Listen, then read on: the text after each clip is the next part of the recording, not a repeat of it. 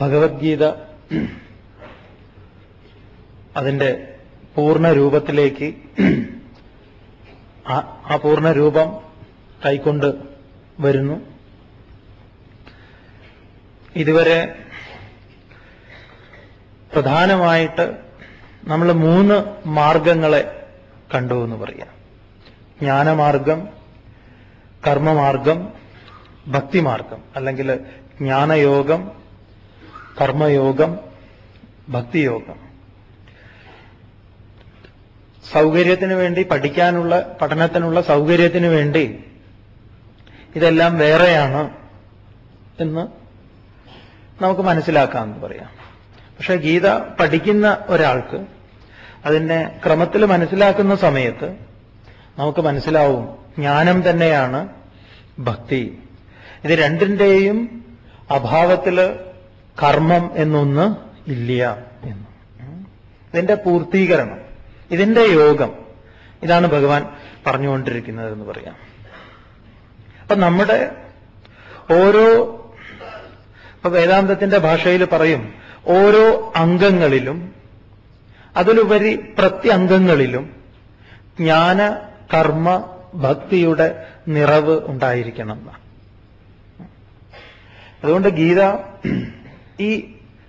ഇത്തരത്തിലൊരു ഈ ഒരു ഭാവത്തിലേക്കാണ് നമ്മളെ ഭഗവത്ഗീത നയിക്കുന്നത്. അതിനെന്ത് വേണം എന്നാണെങ്കിൽ, ആധുനിക ഭാഷയിൽ പറയുകയാണെങ്കിൽ ഒരു വിപ്ലവം ആവശ്യമാണ്. എന്ത് വിപ്ലവം? ഒരു വിചാര വിപ്ലവം എന്ന് പറയാം. ഒരു വിചാര വിപ്ലവത്തിലൂടെ മാത്രമേ നമുക്കിതിനെ അംഗങ്ങളിലേക്കും പ്രത്യംഗങ്ങളിലേക്കും സമാഹരിക്കാനും സ്വാംശീകരിച്ച് അതിനെ പ്രവൃത്തിപഥത്തിൽ കൊണ്ടുവരാൻ സാധിക്കും. അപ്പൊ യുദ്ധത്തിന് തയ്യാറാക്കുന്ന യുദ്ധത്തിലേക്ക് ഇറങ്ങിത്തിരിക്കുന്ന ഒരു യോദ്ധാവിനെ ഇത്തരത്തിലുള്ള ഒരു കരുത്ത് പ്രദാനം ചെയ്തു കൊടുക്കുക എന്ന് പറയുമ്പോൾ അതൊന്ന് ആലോചിച്ച് നോക്കണം. വളരെ ഗംഭീരമാണെന്ന് പറയാം. പിന്നെ ഏത് കർമ്മമാണ് നമുക്ക് ചെയ്തുകൂടാത്തത്? ഈ ഒരു അറിവിൽ ഇപ്പൊ നമുക്ക് ഒരുപാട് ഭയമുണ്ട്. ശരിയാണോ, അതാണോ, ഇതാണോ എന്നൊക്കെ. അത് ഈ അറിവിന്റെ അഭാവമാണ് എന്ന് പറയാം. അങ്ങനെ ഇതുവരെ ഭഗവാൻ കുറെ കാര്യങ്ങളൊക്കെ പറഞ്ഞു. ഈ അധ്യായത്തിന്റെ അവസാനത്തില് അസമ്മൂഢനായവൻ തന്റെ പരമമായ ഭാവത്തെ പ്രാപിക്കുന്നു. അസമ്മൂഢത എന്ന് പറഞ്ഞു കഴിഞ്ഞാൽ എന്താണ് അസമ്മൂഢത? അതിന് ഈ അധ്യായത്തിൽ ആസുരികമായിട്ടുള്ള ഭാവങ്ങള്, മൂഢഭാവം എന്ന് പറഞ്ഞാൽ, മൂഢത എന്ന് പറഞ്ഞാൽ ആസുരികമായിട്ടുള്ളത്, അസമ്മൂഢ എന്ന് പറഞ്ഞാൽ അതിനെതിരായിട്ടുള്ളത് എന്ന് പറഞ്ഞാൽ ദൈവികമായിട്ടുള്ളത്. അസമ്മൂഢനാണ് എന്നെ പ്രാപിക്കുന്നത്, മൂഢനല്ലാത്തവൻ. മൂഢൻ എന്നെ പ്രാപിക്കുന്നില്ല. അപ്പൊ ഈ അധ്യായം ദൈവാസുര സമ്പത്ത് വിഭാഗ യോഗം, ദൈവീ സമ്പത്തും ആസുരീ സമ്പത്തും ഇതിന്റെ വിഭാഗം. എന്താണ് നമ്മെ പ്രകൃതിയിൽ നിന്ന്, ഈശ്വരനിൽ നിന്ന്, കർമ്മത്തിൽ നിന്ന് എല്ലാം അകറ്റുന്നത്? അതിനെ ഭഗവാൻ ഇനി കാണിച്ചു തരാൻ പോവാ എന്തൊക്കെയാണ് എന്ന്. അപ്പൊ ഈ കർമ്മത്തിന്റെയും ജ്ഞാനത്തിന്റെയും ഭക്തിയുടെയും പൂർണ്ണത, അതിന്റെ പൂർണ്ണത തന്നെ, ആ പൂർണ്ണതയിലാണ് ഭഗവത്ഗീത ഒരുവന്റെ ജീവിതം സഫലമാവുന്നത് എന്ന് പറയുന്നത്. അല്ലാത്തയിടത്ത് അതില്ല എന്നാണ്. അതുകൊണ്ട് ഈ ഗീത നമ്മളെ ഇത്തരത്തിൽ അനുഗ്രഹിക്കട്ടെ, അതിന് പോന്നതാണ്, അതിനോടുള്ള ശ്രദ്ധ. ഈ അധ്യായം അതിന്റെ ദൈവാസുര സമ്പത്ത് വിഭാഗ യോഗം എന്ന 16-ാം അധ്യായം ഭഗവാൻ ആ ഗുണങ്ങളെക്കുറിച്ച് ആദ്യത്തെ 3 ശ്ലോകങ്ങളിൽ പറയും. നോക്കാം. അഥ ഷോഡശോऽധ്യായഃ ദൈവാസുര സമ്പത്ത് വിഭാഗ യോഗഃ. ശ്രീഭഗവാനുവാച അഭയം സത്വസംശുദ്ധിഃ ജ്ഞാനയോഗവ്യവസ്ഥിതിഃ ദാനം ദമശ്ച യജ്ഞശ്ച സ്വാധ്യായസ്തപ ആർജവം. അഹിംസാ സത്യമക്രോധഃ ത്യാഗഃ ശാന്തിരപൈശുനം ദയാഭൂതേഷ്വലോലുപ്ത്വം മാർദവം ധീരചാപലം തേജഃ ക്ഷമാ ധൃതി ശൗചം അദ്രോഹോ നാതിമാനിതാ ഭവന്തി സമ്പദം ദൈവീം അഭിജാതസ്യ ഭാരത. ശ്രീ ഭഗവാൻ ഉവാച. ഭഗവാൻ അധ്യായം ആരംഭിക്കുന്നു. അഭയം സത്വസംശുദ്ധി ജ്ഞാനയോഗ വ്യവസ്ഥിതി ദാനം ദമഃ ച യജ്ഞഃ ച സ്വാധ്യായ തപഃ ആർജവം അഹിംസ സത്യം അക്രോധഃ ത്യാഗഃ ശാന്തിഃ അപൈശുനം ദയാ ഭൂതേഷു അലോലുപ്ത്വം മാർദവം ഹ്രീ അചാപലം തേജഃ ക്ഷമാ ധൃതി ശൗചം അദ്രോഹം നാതിമാനിതാ ഭവന്തി സമ്പദം ദൈവീം അഭിജാതസ്യ ഹേ ഭാരത. അഭയം. അഭയം എന്ന് പറഞ്ഞാൽ ഒന്നിനെ കുറിച്ചും പേടിയില്ലാതെ ഇരിക്കുക, ഭയമില്ലാതെ ഇരിക്കുക. എപ്പോഴൊക്കെയാ ഭയം ഉണ്ടാവുന്നത്, പേടിയുണ്ടാവുന്നത് എന്ന് പറഞ്ഞാൽ ഇഷ്ടപ്പെട്ടതിന്റെ ഇഷ്ടവിരഹത്തിൽ, ഏറ്റവും ഇഷ്ടമായതിന്റെ വിരഹത്തിലും അനിഷ്ടമായതിന്റെ യോഗത്തിലും അനിഷ്ടത്തിന്റെ ചേർച്ചയിലും, ഇവിടെയാണ് ഭയം. ഏതാണത് എന്ന് ചോദിച്ചു കഴിഞ്ഞാൽ മരണം തന്നെ. ആരുടെ മരണം? തന്റെ മരണമാണോ? അല്ല. പിന്നെ നേരത്തെ പറഞ്ഞ വളരെ വേണ്ടപ്പെട്ടവരുടെ മരണം. കുറെ പേരായി ചോദിക്കണു, മൃത്യുഞ്ജയ മഹാമന്ത്രം സ്വാമി എപ്പോഴാ പറയാ എടുക്കുന്നത്. ഇപ്പൊ തന്നെ ആവാൻ തോന്നുന്നുണ്ടോ? മൃത്യുഞ്ജയ മഹാമന്ത്രം വേദത്തിൽ വളരെ പ്രസിദ്ധമായിട്ടുള്ളതാണ്. എന്താണ് മൃത്യു? ആർക്കുള്ളതാണ്? മൃത്യുഞ്ജയം എന്നാണ്, മൃത്യുവിനെ ജയിക്കാൻ പോകുന്നത്. ഇപ്പൊ മൃത്യുഞ്ജയ മഹാമന്ത്രം ചൊല്ലിക്കഴിഞ്ഞാൽ മൃത്യുവിൽ നിന്ന് ജയമുണ്ടോ എന്ന് ചോദിച്ചാൽ ജയമുണ്ട് എന്നാണ്. അതെങ്ങനെയാ? മരിക്കാതിരിക്കലാണോ? അതെ, മരിക്കാതിരിക്കൽ തന്നെയാ. എങ്ങനെയുള്ള മരിക്കാതിരിക്കല്? അതായത് മർത്യൻ എന്ന് പറഞ്ഞാൽ ആരാണെന്നാ? മർത്യൻ എന്ന് പറഞ്ഞാൽ ശരീരം ഉള്ളവന്റെ പേരാണ് മർത്യൻ. ആരാണോ ശരീരത്തെ ധരിച്ചിരിക്കുന്നത്, ശരീരത്തിന് മരണം ധർമ്മമായുള്ളവനാരോ അവൻ മർത്യൻ. അപ്പൊ ശരീരത്തിന്റെ മരണമാണ്, ശരീരത്തിന്റെ ധർമ്മമാണ് മരണം.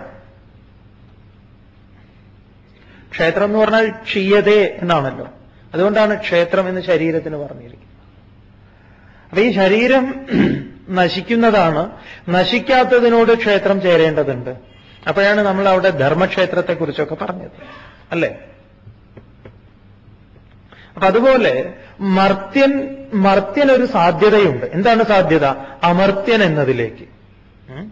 മർത്യനെ അമർത്യനാവാൻ സാധിക്കും. അപ്പൊ മർത്യൻ അമർത്യനാകാനുള്ള ഏർപ്പാടിനെയാണ് മൃത്യുഞ്ജയ മഹാമന്ത്രം എന്ന് പറയുന്നത്.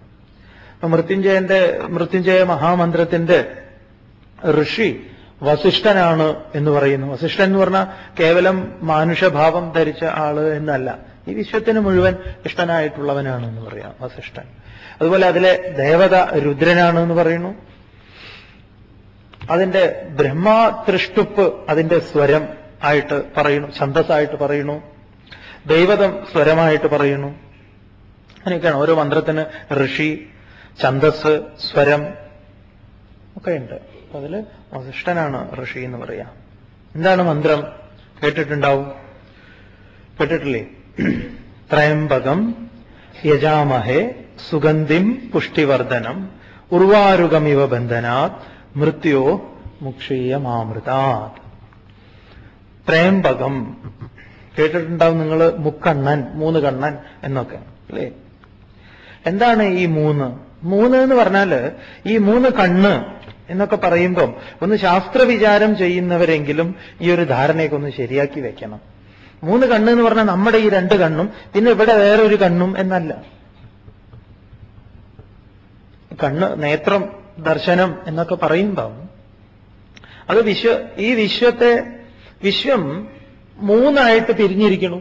3 ഗുണങ്ങളാണ്. സത്വഗുണം, രജോ ഗുണം, തമോ ഗുണം.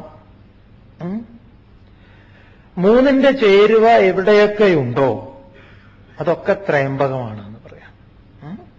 ഈ 3ന്റെ ചേർച്ച ഓം ത്രയംബകം. മുക്കണ്ണൻ എന്നൊക്കെ പറഞ്ഞിട്ട് കാണും, മന്ത്രത്തിന്റെ അടിയിലൊക്കെ എഴുതി വെച്ചിട്ടുണ്ടാവും. നമ്മൾ ഈ മുക്കണ്ണൻ എന്നൊക്കെ കേൾക്കുന്ന സമയത്ത് ഇത് എന്തോ ഒരു സുഖമില്ല എന്ന് പറയാം. വേണ്ടത്ര വിചാരം ചെയ്യാത്തതുകൊണ്ട്. പിന്നെ പരിമിതികളുണ്ടല്ലോ വാക്കുകൾക്ക്.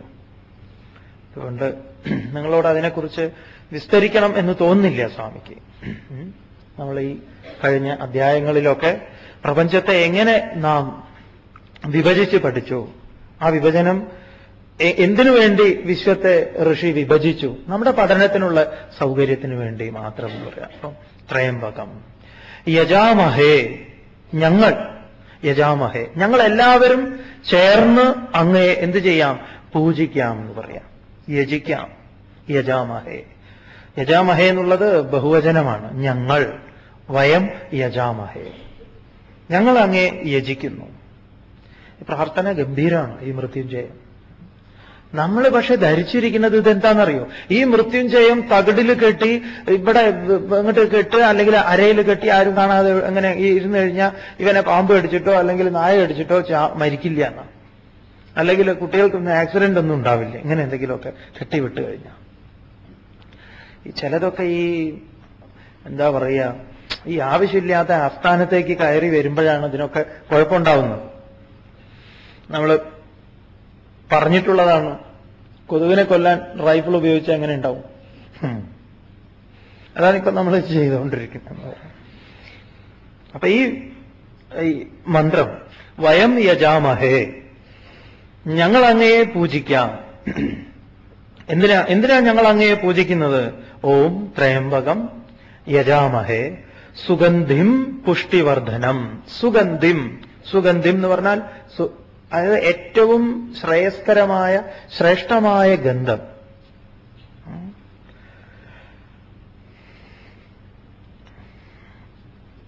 സുഷ്ടും ഗന്ധം, ശോഭനയാർന്ന എന്താ പറയാ ഗന്ധം എന്ന് പറയാ. ആ ഗന്ധം എന്താണ്? ഞങ്ങളുടെ പുഷ്ടിവർദ്ധനം, ഞങ്ങളുടെ പുഷ്ടിയെ, ഞങ്ങൾക്ക് തുഷ്ടിയെ ഉണ്ടാക്കുന്നതാണ് പുഷ്ടിവർദ്ധനം. അങ്ങയുടെ ആ ഗന്ധം ഞങ്ങൾക്ക് പുഷ്ടിയെ തരുന്നതാണ്. സുഗന്ധിം പുഷ്ടിവർദ്ധനം. ഇനി തുടർന്നാണ് പ്രാർത്ഥന. ഉർവാരുകം ഇവ ബന്ധനാത്.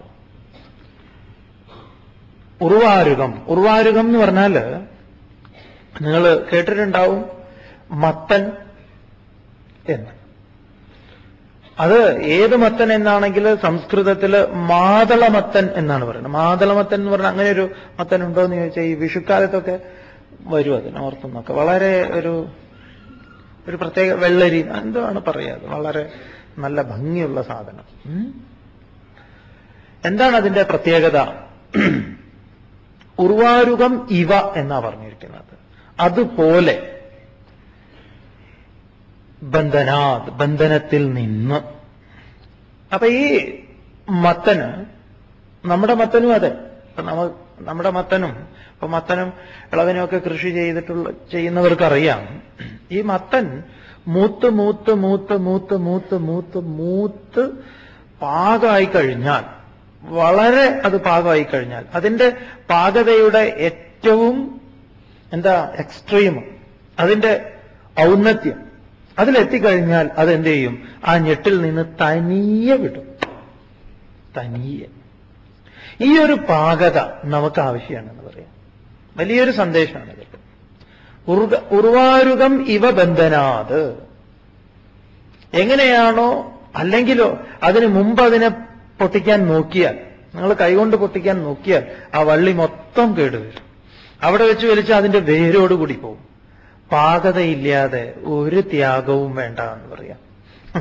അത് സമൂലം വേരടക്കം നശിപ്പിക്കുന്നതാണ്.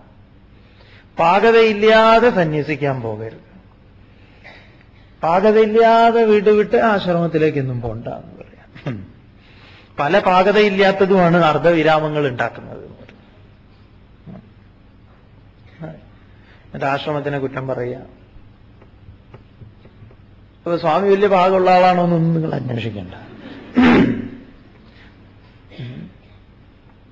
നാളെ വേറൊരു ആശ്രമത്തിലേക്ക് ചേർന്നു, അല്ലെങ്കിൽ വേറെ ആശ്രമം എന്ന് പറഞ്ഞാൽ ഗൃഹസ്ഥാശ്രമിയാകുന്നുവെങ്കിൽ അത് പാകതയില്ലായ്മയുടെ കുറവ് എന്ന് കരുതിയാൽ മതി. പറഞ്ഞ കാര്യത്തിൽ മാറ്റമൊന്നും ഉണ്ടാവില്ല. അപ്പം ഉർവാരുകം ഇവ ബന്ധന, ഇതിന്റെ ഈ മന്ത്രത്തിന്റെ എല്ലാ ഒരുക്കി വെച്ചിരിക്കുന്നത് അവിടെയാണ്. അപ്പൊ ബന്ധനം ഇപ്രകാരത്തിലായിരിക്കണം. എവിടെ ഈ പാകത എങ്ങനെയാ ഉണ്ടാവുന്നത്? അറിവ് കൊണ്ടാണ്. അറിവ് കൊണ്ട് പാകത വന്നു കഴിഞ്ഞാൽ എളുപ്പം ഇതിൽ നിന്ന് വിടാൻ സാധിക്കും. അപ്പൊ സ്വാമി ഉർവാരുകം മത്തന് കാലം ആവശ്യമല്ലേ? കാലം ആവശ്യം തന്നെ. പക്ഷെ നീ തനി അങ്ങോട്ട് ഉദാഹരണത്തിൽ നിന്ന് മത്തനെ പോലെ ആവാതിരിക്കും. ഇതാണ് സ്വാമി ഞങ്ങൾ പറഞ്ഞു. എന്ത് വയസ്സായിട്ടാ സന്യാസം എന്ന് പറഞ്ഞു, വയസ്സായിട്ടാ ഗീത പറയുന്നതെന്ന് പറഞ്ഞു. ഇപ്പൊ മനസ്സിലായോ? ഇതാണ് ഋഷി പറഞ്ഞിട്ടുണ്ട്. ഉർവാരുകം ഇവ ബന്ധന. എപ്പോഴാ? ചെറുപ്പത്തിൽ തന്നെ അതിന് കിട്ടുമോ? ഇല്ല, കിട്ടില്ല. അതുകൊണ്ട് ചെറുപ്പം ഗീത കേൾക്കാൻ പാടില്ല. നല്ല പ്രായമായിട്ട് ഇങ്ങനെ വീഴാൻ പാകത്തിൽ നിൽക്കുമ്പോ ഞെട്ടിങ്ങനെ ഇനി അങ്ങോട്ട് വിടാനില്ല. ആചാര്യസ്വാമികളെ ചിത്രം തരുന്നു.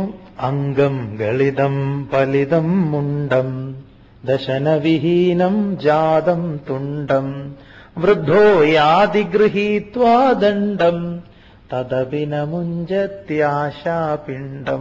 വിട്ടിട്ടില്ല, ഞെട്ടിൽ നിന്ന് വിട്ടിട്ടില്ല എന്ന് പറയാം.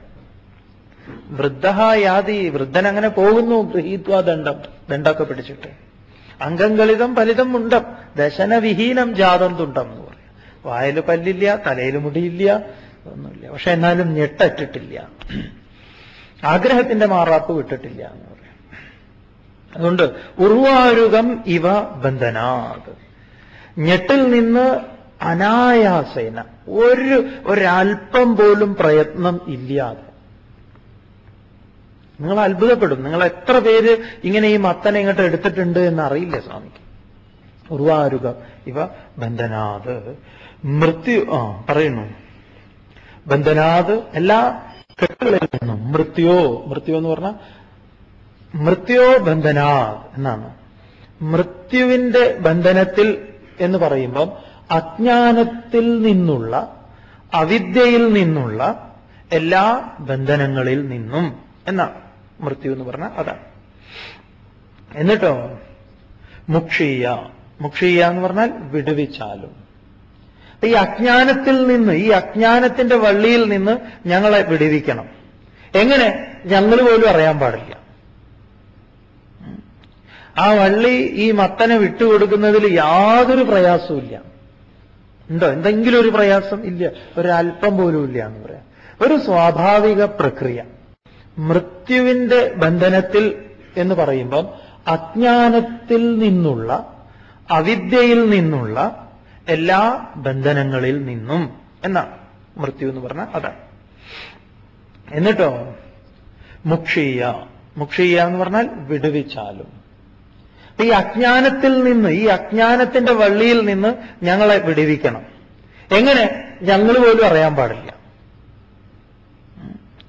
ആ വള്ളി ഈ മത്തനെ വിട്ടുകൊടുക്കുന്നതിൽ യാതൊരു പ്രയാസവും ഉണ്ടോ? എന്തെങ്കിലും ഒരു പ്രയാസം? ഇല്ല, ഒരല്പം പോലും ഇല്ല എന്ന് പറയാം. ഒരു സ്വാഭാവിക പ്രക്രിയ. അതുകൊണ്ടാണ് സെൻ മാസ്റ്ററോട്, ഗുരുവിനോട് പോയി ചോദിച്ചത്. ഗുരു, അതായത് ഈ സത്യദർശനം കഴിഞ്ഞാൽ എങ്ങനെയിരിക്കും? അദ്ദേഹം പറഞ്ഞ എങ്ങനെ ഇരിക്കാനാണ്? വിശക്കുമ്പം ഊണഴിക്കും, ഉറക്കം വരുമ്പോൾ ഉറങ്ങും, എഴുന്നേൽക്കണം തോന്നുമ്പോൾ എഴുന്നേൽക്കും, ചിരിക്കണം തോന്നുമ്പോൾ ചിരിക്കും, കരയണം തോന്നുമ്പം കരയും.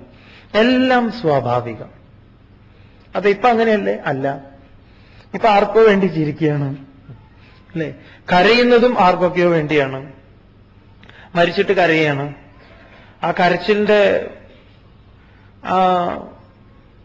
ഉയർച്ചയ്ക്കും താഴ്ചയ്ക്കും അനുസരിച്ചായിരിക്കും ചിലപ്പോൾ സ്വത്ത് ഭാഗം വരുന്നത്. അപ്പൊ അതൊക്കെ ലക്ഷ്യമാണ്. എല്ലാ കരച്ചിലും അങ്ങനെയാണെന്ന് സ്വാമി പറയുന്നില്ല, എന്നാലും അപ്പൊ എന്തിനോ ആർക്കോ എവിടെയോ എന്തിനോ ഒക്കെ വേണ്ടിയിട്ടാണ് പലതും ഇവിടെ പറയണമെന്ന് നോക്കൂ. ബന്ധനാത് മുക്ഷീയ, വിടുവിച്ചാലും ആരെ? ഞങ്ങളെ എന്ന് പറയാം. അമൃതാത് മാ മൃത്യോർ മുക്ഷീയ മാ അമൃതാത്. അമൃതാത് മാ, അരുത്. ഏതിൽ നിന്ന്? അമൃതത്തിൽ നിന്ന്. മൃത്യുവിൽ നിന്ന് മുക്ഷീയ, അമൃതാത് മാ, മാ അമൃത. ഓം ത്രയംബകം യജാമഹേ സുഗന്ധിം പുഷ്ടിവർദ്ധനം ഉർവാരുകമിവ ബന്ധനാത് മൃത്യോ മുക്ഷീയമാ അമൃതാത്. അഭയം എന്ന് പറയുന്നത് ഈ മന്ത്രത്തിലൂടെ നമുക്ക് സിദ്ധമാവണം എന്ന് പറയാം. അതിനാണ് മന്ത്രസിദ്ധി എന്ന് പറയാം. മന്ത്രസിദ്ധി എന്ന് പറഞ്ഞാൽ മന്ത്രത്തെ മനനം ചെയ്ത് ഉറപ്പാക്കുക. അല്ലാതെ മന്ത്രം ഇങ്ങനെ കുറേ ആവർത്തി ജപിച്ചു കഴിഞ്ഞാൽ നെറ്റിക്ക് ചുറ്റും എന്തോ ഒന്ന് വരുമെന്ന്. അതെ, ഒരുപാട് ജപിക്കുന്നവർ ഇടയ്ക്കിടയ്ക്ക് പോയി കണ്ണാടിയിൽ നോക്കും. അതെ, പറഞ്ഞിട്ടുണ്ട്, ഇത്ര വട്ടം ജപിച്ചു കഴിഞ്ഞാൽ ഇങ്ങനെയാണെന്നൊക്കെ.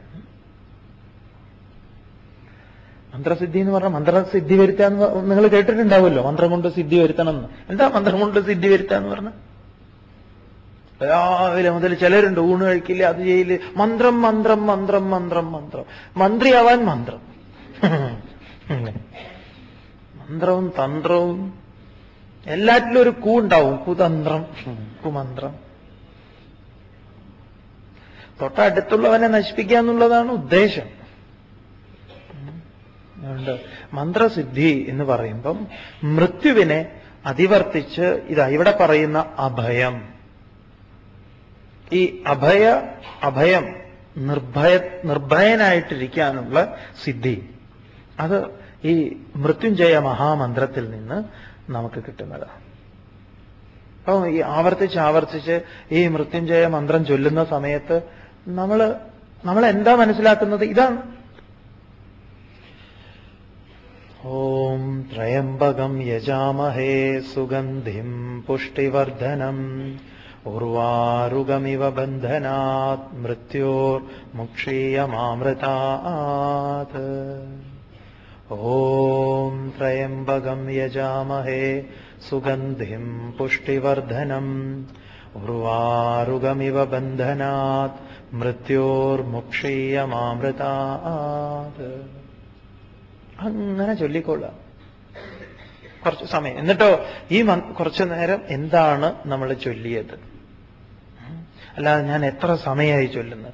ഇന്നലെ 1.5 മണിക്കൂർ, ഇന്ന് 2, ഇനി നാളെ ഞാൻ വീണ്ടും ദീർഘിപ്പിക്കും. ഞാനിതാ ഭക്ഷണം കഴിക്കാതെ ചൊല്ലി, ഇതാ ഉച്ചയ്ക്ക് ഊണ് കഴിക്കാതെ ചൊല്ലി. ഏത് മന്ത്രം എന്താണെന്നറിയില്ല, വളരെ ബുദ്ധിമുട്ടിയിട്ട് ഇത് അവിടെ എഴുതി ഒട്ടിച്ചു വെച്ചു, ഫ്രിഡ്ജിൽ ഒട്ടിച്ചു വെച്ചു, ഗ്യാസ് അടുപ്പിന്റെ നേരെ മുകളിൽ. ചില എടുത്ത് പോയി കഴിഞ്ഞാൽ ഈ മന്ത്രങ്ങളുടെ എല്ലായിടത്തും കാണാം, അവിടെ മന്ത്രം ഇവിടെ മന്ത്രം, അല്ലേ? ഒട്ടിച്ച് ഇത് ഉള്ളിൽ ഉറപ്പിച്ചേക്കണം. ഈ മന്ത്രം ചൊല്ലാൻ അറിയില്ലെങ്കിലും വിട്ടേക്കൂ. മന്ത്രത്തിന് ഇപ്പൊ പറഞ്ഞത് മനസ്സിലായല്ലോ. ത്രയംബകം എന്ന് പറഞ്ഞാൽ ഈ 3 ഗുണങ്ങളെ, ഈ സത്വരജ തമോ ഗുണങ്ങളെയും പ്രകൃതിയിൽ എന്തൊക്കെ ഗുണങ്ങളായി ഭവിച്ചുവോ ആ ഗുണങ്ങൾക്ക് മുഴുവൻ അധിഷ്ഠാനമായ, അതിന്റെ മുഴുവൻ പരമകാരണമായ അല്ലയോ ആ സത്യമേ, ജഗദീശ്വര എന്നുള്ള ഒരു സംബോധനയാണ് ത്രയംബകം. യജാമഹേ, അല്ലയോ ഭഗവാനെ, അങ്ങയെ ഞങ്ങളിതാ യജിക്കുന്നു, പൂജിക്കുന്നു. സുഗന്ധിം പുഷ്ടിവർദ്ധനം, അങ്ങയുടെ സുഗന്ധം ഞങ്ങളെ പരിപോഷിപ്പിക്കുന്നതാണ്. ഇനി എന്താണ് ഞങ്ങൾക്ക് വേണ്ടത്? ഈ പരിപോഷിപ്പിക്കുന്ന ഞങ്ങള് ഇതിലിങ്ങനെ കെട്ടുപിണഞ്ഞ് കിടക്കരുത്. അങ്ങയുടെ ഈ പോഷണ ലാളനങ്ങളൊക്കെ ഏറ്റ് ഞങ്ങളിതിങ്ങനെ കട്ടികൂടി കഴിഞ്ഞാൽ ബുദ്ധിമുട്ടാണ്. അതുകൊണ്ട് എപ്രകാരം അങ്ങ് സൃഷ്ടിച്ച ഈ ഉർവാരുകമുണ്ടല്ലോ, പാകതയാർന്ന സമയത്ത് അത് വിടുന്നത് അതിന്റെ വള്ളിയിൽ നിന്ന്. ഏതൊന്നിലാണ് ഇത്ര കാലവും നിലനിന്നത്? ഏതൊന്നിൽ നിന്നാണ് ഇതെല്ലാം സമാഹരിച്ചത്? നോക്കണം, മന്ത്രം കൊണ്ടുപോകണം അങ്ങനെയാണ്. ഏതൊരു വിശ്വത്തിൽ നിന്നാണോ നാം എല്ലാം ഏറ്റെടുത്തത്, ഏതൊരു വിശ്വത്തിൽ നിന്നാണ് എല്ലാറ്റിനെയും, എല്ലാ ഊർജവും സമാഹരിച്ചത്, എന്നിട്ടോ ആ വിശ്വത്തെ തന്നെ ഉപേക്ഷിക്കുക.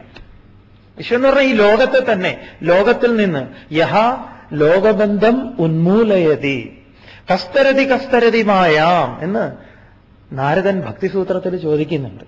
അപ്പൊ അവിടെ ഉത്തരം പറയുന്നുണ്ട്, യഹ ലോകബന്ധം ഉന്മൂലയതി. എങ്ങനെയാണ് ഒരുവൻ ലോകബന്ധത്തെ ഉന്മൂലനം ചെയ്യുന്നത്? ഇതാ ഇങ്ങനെ. ഉർവാരുകം എങ്ങനെയാണോ വള്ളിയിൽ നിന്ന് എല്ലാം എടുത്ത് ആ പാകത വന്ന സമയത്ത് അതിനുപേക്ഷിച്ചത്. എടോ, ജീവിതത്തിൽ എന്നെങ്കിലും ഒരിക്കലും പാകതയൊക്കെ വരണ്ടേ? ഏതു വയസ്സിലാ പാകത വരിക? നിങ്ങൾ നിശ്ചയിക്കൂ. സ്വാമി, ഒരു 65 ശേഷമാവാം പാകത, അല്ലെങ്കിൽ ഒരു 70 ആയിക്കോട്ടെ പാകത. അപ്പൊ എത്ര കാലം എനിക്ക് ജീവിക്കാൻ പറ്റും? അതിപ്പോ ഒരു 85-90 ഒക്കെ. ആര് നിശ്ചയിച്ചു? ഞാൻ തന്നെ. അതുപോലെയാണോ കാര്യം പോവുക? അല്ല. പിന്നെ എന്തിനെങ്ങനെ നിശ്ചയിക്കുന്നു? ഒരു സുഖത്തിന് അല്ല എന്ന് പറയും. അപ്പൊ എപ്പോഴാ പാകത വന്നു എന്ന് ആരാ നിശ്ചയിക്കേണ്ടത്? ഉർവാരുകത്തിന്റെ കാര്യത്തിൽ പ്രപഞ്ചം തന്നെ, പ്രകൃതി തന്നെ അത് ഏറ്റെടുത്തിരിക്കണം. എന്റെ കാര്യത്തിൽ ആരാ നിശ്ചയിക്കുന്നത്? ശരി, വളർന്നു, വലുതായി, കല്യാണം കഴിച്ചു, കുട്ടികളായി, കുട്ടികൾക്ക് കുട്ടികളായി, ഇനി പാകത വന്നിട്ടില്ലേ? അപ്പൊ കല്യാണം കഴിക്കുന്നതിന് മുൻപ് പാകത വന്നിട്ടുണ്ടോ? അപ്പോഴാണ് ഏറ്റവും പാകത വന്ന സമയം എന്ന് പറയാം. തീരുമാനം എടുക്കേണ്ട സമയം. വള്ളിയിൽ നിന്ന് വിടണോ അതോ ആ വള്ളിയുടെ ചുവട്ടിൽ നിന്ന് വീണ്ടും ആരും എടുക്കുന്നില്ലെങ്കിൽ അതിൽ തന്നെ കെട്ടുപോകും എന്ന് പറയാം. മണ്ണിനോട് ചേർന്ന് പോകും. അങ്ങനെ വേണമെങ്കിലാവാം. അപ്പം ഇതാണ് മന്ത്രം. വളരെ ലളിതമാണ്. അതിന്റെ സംസ്കൃത ശബ്ദങ്ങളൊക്കെ ഓർത്തു വെച്ച് പഠിക്കാൻ ബുദ്ധിമുട്ടുണ്ടെങ്കിലും ഓർത്തുകൊള്ളൂ. ഈ വിശ്വത്തിൽ നിന്ന് എങ്ങനെയാണ് ഒരു മത്തൻ എല്ലാം എടുത്ത് പാകത വന്ന സമയത്ത് ആ വള്ളിയെ ഉപേക്ഷിക്കുന്നത്? വള്ളിക്കും വിഷമമില്ല, മത്തനും വിഷമമില്ലാത്ത രണ്ടുപേർക്കും. ഭഗവാൻ 12-ാം അധ്യായത്തിൽ അതല്ലേ പറഞ്ഞത് വേറൊരു രൂപത്തിൽ?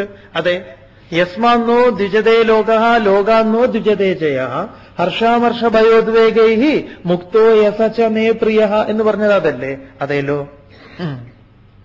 ലോകത്തിന് കുഴപ്പമില്ല ഒരുവന്റെ സാന്നിധ്യം കൊണ്ട്. ലോകം ഭക്തന് കുഴപ്പമില്ല. ഇങ്ങനെ രണ്ടുപേർക്കും ഒരു ബുദ്ധിമുട്ടും ഇല്ലാത്ത വിധത്തിലുള്ള ഒരു ഏർപ്പാട്. അങ്ങനെ ഒരു മന്ത്രമാണ് മൃത്യുഞ്ജയ മഹാമന്ത്രം.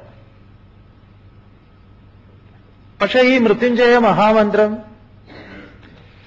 ദുർമരണമൊക്കെ നടന്നു, അകാലത്തിലൊക്കെ മരണം നടന്നു ഒക്കെ കഴിഞ്ഞാൽ എന്നാ ശരി, ഒരു മൃത്യുഞ്ജയ ഹോമം അങ്ങോട്ട് ചെയ്ത് പരിഹാരം, അതൊക്കെ ഒരു വിശ്വാസം ഇരിക്കട്ടെ. പക്ഷെ നമ്മൾ എന്തോ കൂടുതൽ ആ വഴിക്കാ പോകുന്നത്. ആരെങ്കിലുമൊക്കെ മരിക്കാൻ കിടക്കുകയാണെങ്കിൽ വിളിച്ചു കൊണ്ടുവരും തിരുമേനിയെ എവിടുന്നെങ്കിലുമൊക്കെ. എന്നിട്ട് അയാൾ ആ കിടക്കുന്ന ആളൊന്ന് നന്നായി നോക്കും. ഇതൊരു ഹോമം കൊണ്ടൊന്നും പോകുന്ന കേസല്ല. എന്തായാലും ഒരു ശ്രമം നടത്താം. അതേന്ന് ആളെ കൊല്ലാൻ വേണ്ടി ഹോമം, ശരിക്കും പറഞ്ഞാൽ ആളെ കൊല്ലുന്ന ഹോമാണ് അത്ര മൃത്യുഞ്ജയ. മരിച്ച് നോക്കൂ, എന്തൊരു വിരോധാഭാസാണ്. ആ പേരിൽ തന്നെ മൃത്യുഞ്ജയം എന്നല്ലേ? അല്ല, ഇയാളങ്ങോട്ട് നന്നായി പോയിക്കോട്ടെ എന്ന്. അതിന് ഞങ്ങൾ വേണമെങ്കിൽ ഒരു 150 രൂപ അല്ലെങ്കിൽ ഒരു 250 തിരുമേനിയോട് പറഞ്ഞു ഒന്ന് ഒപ്പിച്ച് ചെയ്തുകൂടെ എന്ന്. ഇല്ല, മൃത്യുഞ്ജയല്ലേ, അതിൽ അവർക്കും അറിയാ കാര്യം. ഗണപതി ഹോമത്തിലാണെങ്കിൽ നമുക്ക് വേണമെങ്കിൽ ഒന്ന് പിടിക്കായിരുന്നില്ല, ഇതിൽ കുറച്ചുകൂടാ. അപ്പൊ ആളുടെ ജീവൻ പകുതിയേ പോവുള്ളൂ. പക്ഷെ ഈ കേസിൽ നമ്മൾ വേണമെങ്കിൽ ഒരു 50-100 അധികം കൊടുത്തേക്കും, വേഗം ഒന്ന് കഴിഞ്ഞു കിട്ടാൻ വേണ്ടിയിട്ട്. ഓർത്തുകൊള്ള, ഇങ്ങനെയുള്ള ഹോമാദികൾക്കൊന്നും നിങ്ങൾ കൂട്ടു നിൽക്കണ്ട. നമ്മുടെ മരണവേളയിൽ ആരെങ്കിലുമൊക്കെ ഹോമത്തിന് ഒരുക്ക് കൂട്ടുന്നുണ്ടെങ്കിൽ അപ്പോഴേ ഓർത്തുകൊള്ള, അതൊക്കെ ആയിരിക്കാം, നമുക്ക് സന്തോഷമായിട്ട് ഇരിക്കാം എന്ന് പറയാം. അപ്പൊ ദയവ് ചെയ്ത് നിങ്ങൾ ഈ ഇരിക്കുന്ന കുറച്ചു പേരെങ്കിലും മനസ്സിലാക്കാൻ ശ്രമിക്കൂ. ഒരാളുടെ പ്രായമായി അസുഖം വന്ന് കിടക്കുന്ന വേളയിൽ ഏതെങ്കിലും പുരോഹിതനെ വീട്ടിൽ കൊണ്ടുവന്ന് ആരും അറിയാതെ രഹസ്യമായി ചെയ്യേണ്ടുന്ന ഹോമമല്ല മൃത്യുഞ്ജയം. ഇതേതൊരുവനും ചെയ്യേണ്ടുന്നതാണ്. അത് ഇഷ്ടികയിൽ ഹവിസ് അർപ്പിക്കണം എന്നില്ല. ജ്ഞാനാഗ്നിയിലേക്ക് ഈ ഒരു അറിവിനെ എല്ലാറ്റിനെയും ബ്രഹ്മാർപ്പണം ബ്രഹ്മഹവി എന്ന് പറഞ്ഞല്ലോ, അതിലൂടെ ഒരുവന് കൈവരുന്നതാണ് അഭയം എന്ന ഗുണം. അഭയത്തിന് വേണ്ടിയിട്ടാണ് സ്വാമി ഇത്രയും പറഞ്ഞത്. മൃത്യുവിനെ ജയിക്കേണ്ടിയിരിക്കുന്നു. അവിടെയാണ് അഭയം എന്നതുണ്ടാകുന്നത്. വേറെ എല്ലാ ഈ ഭയം ഉണ്ടാകുന്നത് മരണത്തെയാണ്. മരണം എന്നതാണ് അടിസ്ഥാനമായിട്ടുള്ള ഭയം.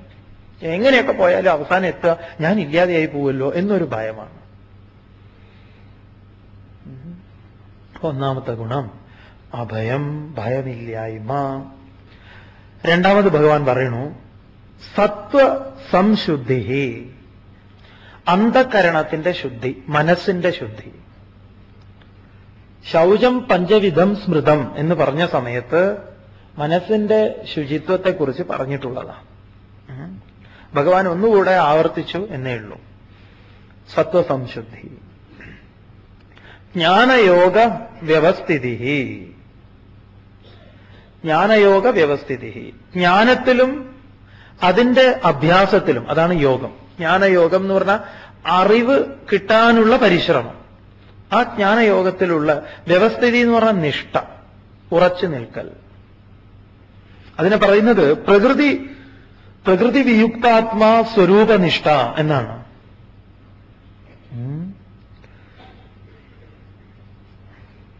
അങ്ങേയറ്റത്തെ എന്താ പറയാ, പ്രകൃതി അനുസാരിയായിക്കൊണ്ടുള്ള ഒരു ഉറച്ചു നിൽക്കല്. ഒരു ചമ്പൂകനെ പോലെയല്ല എന്ന് പറയാം. ചമ്പൂകന്റെ തലകീഴായിട്ടുള്ള തപസ്സുണ്ടല്ലോ, അതൊന്നും ഇവിടെ സ്വീകാര്യമല്ല. അതുകൊണ്ട് നിങ്ങൾ ഒരുപാട് പട്ടിണി കിടന്ന് ഈ ഭക്തി എന്നൊക്കെ പറഞ്ഞിട്ട് ആളുകൾക്ക് അങ്ങനെ ഒരു ധാരണയുണ്ട്. വീട്ടിലെ ജോലിയൊന്നും ചെയ്യില്ല, അതൊക്കെ വേറെ ആരെങ്കിലും ഏൽപ്പിക്കും. ഇവര് ചെയ്യുന്ന ജോലി ഇതാണ്, ഇങ്ങനത്തെ അറിവില്ലാത്ത കുറെ ഹോമാദികളും ഹീമാദികളും ഒക്കെയാണ്. ജ്ഞാനയോഗ വ്യവസ്ഥിതി എന്ന് പറഞ്ഞാൽ ജ്ഞാനത്തിലും അഭ്യാസത്തിലുള്ള നിഷ്ഠ, അതാണ് വേണ്ടത്. പിന്നെയോ ദാനം. പാവാ, ആർക്കെങ്കിലും എന്തെങ്കിലുമൊക്കെ കൊടുക്കണം, അത് ഞങ്ങൾക്ക് ബുദ്ധിമുട്ടാണ്. പക്ഷെ ഞങ്ങളിങ്ങനെ ഈശ്വരന് വേണ്ടി എന്നൊക്കെ പറഞ്ഞിട്ട് ഗുരുവായൂർ കൊണ്ടുപോയിട്ട് എത്ര വേണമെങ്കിൽ തുലാഭാരം ചെയ്യും. അത് എന്തു വേണമെങ്കിലും ഇല്ലേ, അത് വെണ്ണയോ പല പല സാധനങ്ങളും നമ്മൾ. പക്ഷെ വേറെ ആവശ്യം അറിഞ്ഞ് എന്തെങ്കിലും ആർക്കെങ്കിലും കൊടുക്കുമെന്ന് ചോദിച്ചാൽ ഒന്നുമില്ല. ദാനത്തിന്റെ മഹത്വം പറഞ്ഞിട്ടുണ്ട്. സ്വത്വ നിവൃത്തി, പരസ്വത്വാപാദനം ദാനം. സ്വന്തം ഉടമസ്ഥതയെ ഉപേക്ഷിച്ച് വിടർത്തി അതിനെ മാറ്റി പരന്റെ ഉടമസ്ഥതയിലേക്ക് ഏൽപ്പിക്കുന്നതിനെയാണ് ദാനം എന്ന് പറഞ്ഞിട്ടുള്ളത്. പക്ഷെ നമ്മൾ പലപ്പോഴും പലർക്കും എന്തെങ്കിലുമൊക്കെ കൊടുത്തു കഴിഞ്ഞാൽ വീണ്ടും നമ്മൾ അതില്, അല്ലേ, അമ്മ മകൾക്ക് കൊടുത്തു, അല്ലെങ്കിൽ അച്ഛൻ കൊടുത്തു, അതിന്റെ ജനാല മാറ്റുമ്പോ അച്ഛൻ ചെന്ന് ചോദിക്കാൻ, നീ ആരോട് ചോദിച്ചിട്ടാ ഇതൊക്കെ ചെയ്യുന്നു? നിനക്ക് ഞാൻ തന്നു, അതൊക്കെ ശരി തന്നെ, പക്ഷെ എന്റെ കാലൊന്നും കഴിഞ്ഞിട്ടില്ലല്ലോ, അല്ലേ? ഒരു പേന കൊടുത്താൽ പോലും അത് ഉപയോഗിക്കേണ്ട രീതിയെക്കുറിച്ച് കൊടുത്തവനാ പറയുന്നത്. അത് കേടുവരുത്തരുത്, അത് ചെയ്യരുത്, അതൊന്നും ദാനമല്ല എന്ന് പറയാം. പിന്നെ ദാനത്തെക്കുറിച്ച് രണ്ട് കാര്യങ്ങളാണ് മനസ്സിലാക്കി വെക്കേണ്ടത്, പറഞ്ഞിട്ടുള്ളതാണ്. എന്നാലും ഇവിടെ ഭഗവാൻ ആവർത്തിക്കുന്നത് കൊണ്ട് നമുക്കും ആവർത്തിക്കാം. ഒന്ന്, നമ്മുടെ ഉടമസ്ഥതയെ മാറ്റി ഇതം ന മമ എന്ന ഭാവത്തിൽ ഇതെന്റേതല്ല. ആരുടേതാണിത്? ജഗദീശ്വരന്റേത്, അങ്ങയുടേതാണ്. ഞാനൊരു ഉപാധി, എനിക്ക് ഒരു സൗകര്യം, ഞാനൊരു നിമിത്തം, ഇതാ തരാൻ എനിക്കൊരു അവസരം കിട്ടി, അറിയാം. ആ അവസരം തന്നതിന് ഭഗവാനോട് നന്ദിയുള്ളവൻ എന്ന് പറയാം. മേടിക്കുന്നവനാ കൊടുക്കുന്നവനേക്കാൾ ശ്രേഷ്ഠൻ നമ്മുടെ ശാസ്ത്രത്തിൽ. കാരണം മേടിക്കാൻ ആളില്ലെങ്കിൽ കൊടുക്കുന്നവൻ എന്ത് ചെയ്യും? മേടിക്കുന്നവൻ വേണ്ടാന്ന് പറഞ്ഞാലോ എന്ത് ചെയ്യും? ഒന്നും ചെയ്യാൻ പറ്റില്ല. അതുകൊണ്ട് വാങ്ങുന്നവനാണ് ശ്രേഷ്ഠൻ എന്ന് പറയാം കൊടുക്കുന്നവനേക്കാൾ. ദാനത്തിന്റെ ഒന്ന് രണ്ട് കാര്യങ്ങൾ. പിന്നെ മഹാഭാരതത്തിലെ ദാനം ദണ്ഡന്യാസ പരം ദാനം ആണ് ദാനത്തിന്റെ വേറൊരു മർമ്മപ്രധാനമായിട്ടുള്ള കാര്യം. ദണ്ഡന്യാസം, ദണ്ഡം എന്ന് പറഞ്ഞാൽ ദ്രോഹം, ന്യാസം ഉപേക്ഷിക്കുക. ദ്രോഹിക്കാതിരിക്കുന്നതാണ് ദാനം. മഹാഭാരതം പറയുന്നു. ഒരുവനെ ദ്രോഹിക്കാതിരിക്കലാണ് ദാനം. റെയിൽവേ സ്റ്റേഷനിൽ ഒരാളോട് ചോദിച്ചു, സാറേ ഒരു 50 രൂപ വേണം. അപ്പൊ അദ്ദേഹം പറഞ്ഞു, നിനക്ക് കുടിക്കാനല്ലേ? അതെന്റെ കയ്യിൽ വേറുണ്ട് സാറേ, ഇത് ചീട്ട് കളിക്കാനാണ്.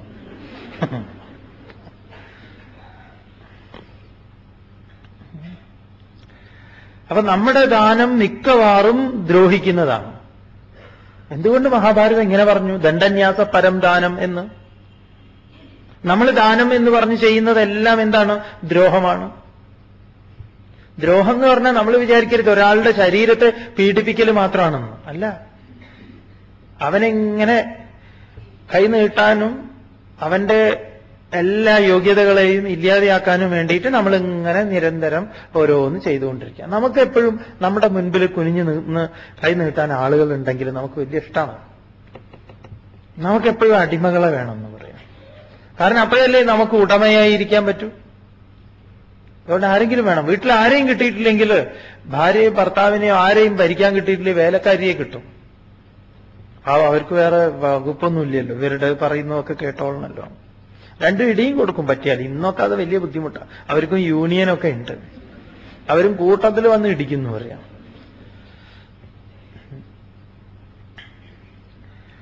അപ്പൊ ദണ്ഡന്യാസം, ദ്രോഹിക്കാതിരിക്കുക ഒരാളെ. ദ്രോഹത്തിന്റെ തലങ്ങൾ ഏതൊക്കെയാ? മനസ്സുകൊണ്ട്, ശരീരം കൊണ്ട്, പല പ്രകാരത്തിലുമുണ്ട്. ഒരാൾക്ക് എന്തെങ്കിലുമൊക്കെ കൊടുത്തിട്ട് ദ്രോഹിക്കാം. നമ്മുടെ മൊത്തം ഈ പല പല പല കാര്യങ്ങളും നമുക്കിങ്ങനെ കിട്ടുന്നതേ നമ്മളെ ദ്രോഹിക്കല. നമുക്ക് തരുന്ന ഓരോ ആനുകൂല്യങ്ങളും നമ്മൾ വിചാരിക്കുക നമുക്ക് കിട്ടുന്നതാണെന്ന്. പക്ഷെ ഇതൊക്കെ വേറൊരു പ്രകാരത്തിലുള്ള ദ്രോഹമാണെന്ന് പറയാം. എന്തൊക്കെ ആനുകൂല്യങ്ങൾ കിട്ടുന്നുണ്ടെങ്കിൽ. അതുകൊണ്ട് നമ്മൾ കൊടുക്കുന്ന ദാനം ശ്രദ്ധയാദേയം, കൊടുക്കുന്ന കാര്യത്തിൽ ബിയാദേയം, സംവിദാദേയം.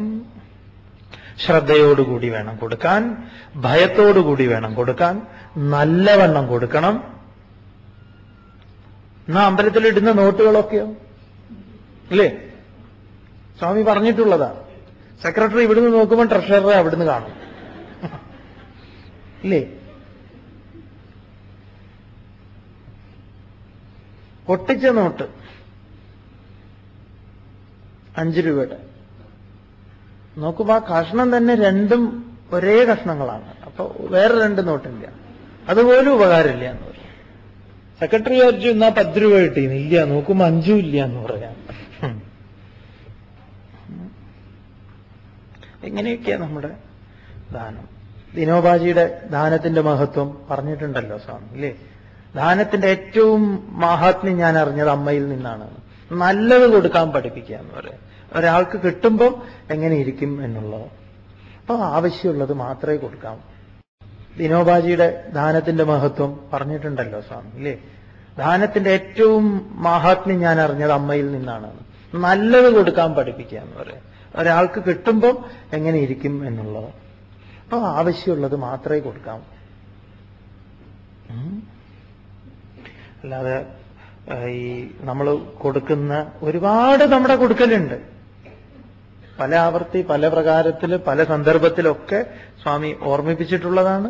എല്ലാം നിങ്ങളുടെ മനസ്സിൽ ഓർമ്മ വരട്ടെ. കാസറോള് കൊടുക്കുന്നത് മുതൽ എല്ലാം, വിവാഹത്തിന് കൊണ്ടു കൊടുക്കുന്നത്, ഷഷ്ടിയബ്ദി പൂർത്തിക്ക് കൊടുക്കുന്നത്, 90-ാം വയസ്സിലുള്ള അപ്പൂപ്പൻ എന്താണ് കൊണ്ടു കൊടുക്കേണ്ടത് അല്ലെ? Video game.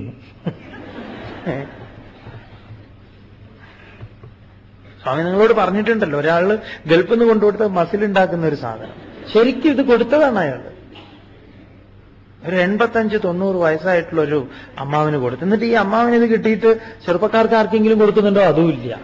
ഇത് അവൻ എനിക്ക് തന്നല്ലേ, ഇരിക്കട്ടെ. പാക്കറ്റ് തുറന്ന് കാണിക്കാൻ അറിയാം. ഇതൊന്ന് വലിക്കൂന്ന് പറഞ്ഞാൽ പറ്റില്ല.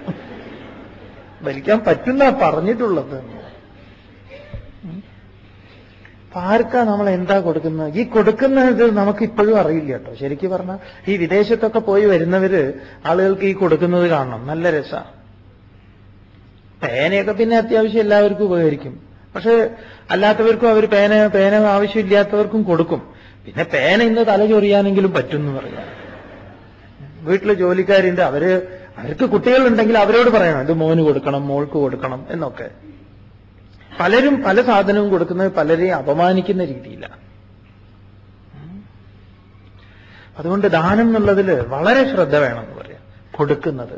അതുകൊണ്ടാണ് ഉപനിഷത്ത് പറഞ്ഞത് ശ്രദ്ധയാദേയം സംവിദാദേയം ഭിയാദേയം.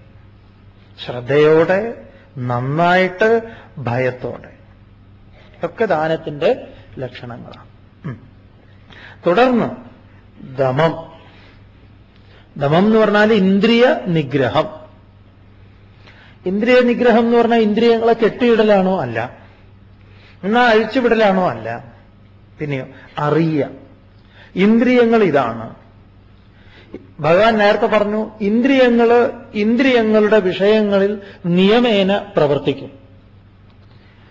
അതിന് ബലാത്കാരമായിട്ട് ഒരു പിടിച്ചു കെട്ടലല്ല അർജുന വേണ്ടത്, പിന്നെയോ അറിയ വേണ്ടത്. ഇന്ദ്രിയസ്യാർത്ഥേ രാഗദ്വേഷവും വ്യവസ്ഥിതവും തയോർന്ന വശമാകച്ചേത്. കുതിരകളുടെ വഴിക്ക് പോകും, പക്ഷെ നീ അറിയണം ഇത് ഇന്നെന്ന വഴിയിലൊക്കെ പോകുന്നുണ്ട്. എന്നാലോ അറിഞ്ഞു. അതുകൊണ്ടാണ് മഹാത്മാക്കൾ പറയുന്നത് തെറ്റുകൾ നമുക്ക് സംഭവിക്കും. തെറ്റ് എന്നത് മനുഷ്യ സഹജമാണ്. തെറ്റുകൾ സംഭവിക്കുന്നുള്ളത് അത് നിരന്തരം സംഭവിക്കുമെന്ന് ചോദിച്ചാൽ നിരന്തരം സംഭവിക്കും. ആഹാ, അതെ. പക്ഷെ ഒരിക്കൽ അറിഞ്ഞാൽ, ഞാൻ തെറ്റാണെന്ന് അറിഞ്ഞാൽ, അപ്പൊ നമുക്ക് എന്ത് ചെയ്യാം? അതിനെ അതിവർത്തിക്കണം. തെറ്റുകൾ ആവർത്തിക്കപ്പെടുന്നത് എന്താ പറയാ, അറിവിന്റെ ലക്ഷണമല്ല. തെറ്റുകൾ തിരുത്തപ്പെടുന്നത് അറിവിന്റെ ലക്ഷണമാണ്. അല്ലാതെ എന്തെങ്കിലും ഒരു തെറ്റ് പറ്റി, അയ്യോ അങ്ങനെ പറ്റിയല്ലോ, ഒരിക്കലും പറ്റാൻ പാടില്ലാത്തതായിരുന്നു, എന്നാ പിന്നെ ഒരു കാര്യം ചെയ്യാം, ഇനിയിപ്പോ മരിക്കാം എന്ന് ചിന്തിക്കാം, അതിലേറെ തെറ്റ്. ഒരിക്കലും കുഴിയിൽ വീണു, എന്നാ ഇനി വീഴാതിരിക്കാം, അല്ലേ? അതുകൊണ്ട് എന്താണ് ദമം എന്ന് പറഞ്ഞാൽ ഇന്ദ്രിയ നിഗ്രഹം. രാമകൃഷ്ണദേവൻ ഇവിടെ ഒരു കഥ പറയും. കഥ എന്ന് പറഞ്ഞാൽ ഒരു ദൃഷ്ടാന്തം പറയുന്ന, ഈ സർക്കസിൽ ഈ കീരിയെ അവര് ഇങ്ങനെ, കീരിയുണ്ട് സർക്കസിലെ കീരിയ. അപ്പൊ ഈ കീരിയെ കെട്ടിയിട്ടിരിക്കുക വലിയൊരു കയറിൽ. അപ്പൊ കീരി ഇങ്ങനെ പോയിട്ട് അതിങ്ങനെ ഇഴഞ്ഞു പോയിട്ട് ഒരു മാളത്തില് പോയി അതങ്ങോട്ട് ഉള്ളിലേക്ക് അങ്ങോട്ട് പോകുമ്പോഴേക്കും കീരി താഴേക്ക് വീഴും. കാരണം കീരിയുടെ പിറകിൽ വലിയൊരു കല്ല് കെട്ടിയിട്ടുണ്ട്. അതുകൊണ്ട് അതിന് തോന്നിയതുപോലെ പോകാൻ പറ്റില്ല. ഒരു ജ്ഞാനക്കല്ല് കെട്ടിയിടണം എന്നാ പറയുന്നു. ഈ ഇന്ദ്രിയങ്ങൾ അങ്ങനെ അങ്ങോട്ട് പോകുമ്പോ അങ്ങോട്ട് വീഴണം. ഒരുപാട് മൊത്തം അങ്ങോട്ട് വിട്ടുകഴിഞ്ഞാൽ ഒറ്റ പോക്കായിരിക്കും. ദമം. യജ്ഞം ആറാമത് പറയും. 1, 2, 3. 1 അഭയം, 2 സത്വസംശുദ്ധി, 3 ജ്ഞാനയോഗ വ്യവസ്ഥിതി, 4 ദാനം, 5 ദമം, 6 യജ്ഞം. യജ്ഞത്തെക്കുറിച്ച് വിസ്തരിച്ച് പറഞ്ഞു കഴിഞ്ഞതാണ്. ലോകസേവനം എന്നങ്ങോട്ട് മനസ്സിലാക്കുക. യജ്ഞാത് ഭവതി പർജന്യ മുതൽ മനസ്സിലാക്കിക്കൊള്ളുക. യജ്ഞത്തിലാണ് ഈ ലോകം തന്നെ നിലനിൽക്കുന്നത് എന്ന് മനസ്സിലാക്കുക. യജ്ഞത്തിലാണ് നാം ഉണ്ടായത് എന്ന് മനസ്സിലാക്കുക. എല്ലാം യജ്ഞം. അപ്പൊ യജ്ഞം ആവശ്യമാണ്.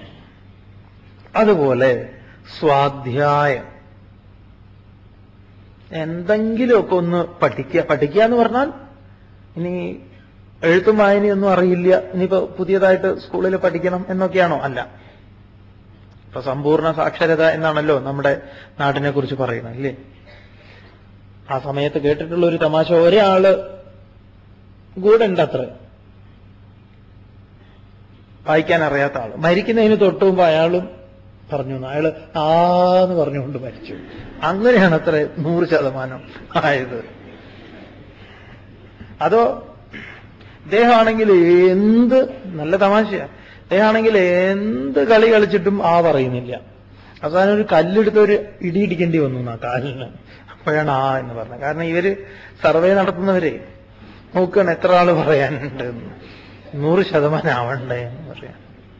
ഇതൊക്കെ ഇല്ലാത്തയാണ് സ്വാമി. സ്വാധ്യായം, തന്നെക്കുറിച്ച് അറിയാനുള്ളൊരു ശ്രമം നടക്കലും എല്ലാം എന്ന് പറയും സ്വാധ്യായം. പിന്നെയോ തപസ്. തപസ് ഏതൊക്കെയാണ്? വാചികം, ശാരീരികം, മാനസികം തപസ്. തുടർന്ന് ആർജവം ഋജുത്വം, അർജുനന്റെ ഭാവം, കുടിലത, ഇല്ലായ്മ എന്ന് പറയും. ഋജുത്വമാർന്ന ഭാവം. 9ാമത്തെ ഗുണം. 10ാമത് ഭഗവാൻ പറയുന്നു അഹിംസ. അഹിംസ വിസ്തരിച്ചതാണ്, വളരെ വിസ്തരിച്ചതാണ്, അതുകൊണ്ട് വിസ്തരിക്കേണ്ട ആവശ്യമില്ല. അഹിംസ. സത്യം 11. സത്യം എന്ന് പറഞ്ഞാൽ ഉള്ളതിനെ നല്ലവണ്ണം പ്രകാശിപ്പിക്കുക. സത് എന്ന് പറഞ്ഞാൽ കാലത്രയേതി തിഷ്ഠതി യത് തത് സത്, അതിനനുസൃതമായിട്ടുള്ള ധർമ്മങ്ങൾ. സത്യം. അക്രോധം, ക്രോധം ഇല്ല. അത് നടക്കുമോ? അത് നടക്കില്ല. പിന്നെ എന്ത് നടക്കും? ക്രോധം വേണ്ടേ? അങ്ങനെയല്ല, അങ്ങനെ ഒരു അന്വേഷണം വേണ്ടെന്ന് പറയാം. പിന്നെയോ ദേഷ്യമുണ്ടോ? ദേഷ്യം പിടിച്ചു, എനിക്ക് ദേഷ്യമുണ്ട് എന്നൊക്കെ അറിയാം, അത്രയേ ഉള്ളൂ. അത് സ്ഥിരമായിട്ട് അതിനനുസരിച്ച് ഈ പറഞ്ഞ പോലെ അത് നമ്മെ ഭരിക്കാതിരിക്കുക എന്ന് പറയാം. സ്വാമിജി പറയുന്ന പോക്കറ്റിലിട്ട് സൂക്ഷിക്കുക, ആവശ്യം വരുമ്പോൾ ഉപയോഗിക്കുക, ആവശ്യം കഴിഞ്ഞാൽ പോക്കറ്റിനകത്ത് വയ്ക്കുക. അക്രോധം, ക്രോധമില്ലായ്മ. ത്യാഗം, ത്യജിക്കാനുള്ളൊരു മനസ്സ്, തനിക്കുള്ളതിനെ ത്യജിക്കുക. ശാന്തി മനസ്സിന്റെ അടക്കം എന്ന് പറയാം, സാമ്യാവസ്ഥ, ശാന്തി. അപൈശുനം, വളരെ അത്യാവശ്യമായിട്ട് വേണ്ടതാണ്. പരദൂഷണം പറയാതിരിക്കുക.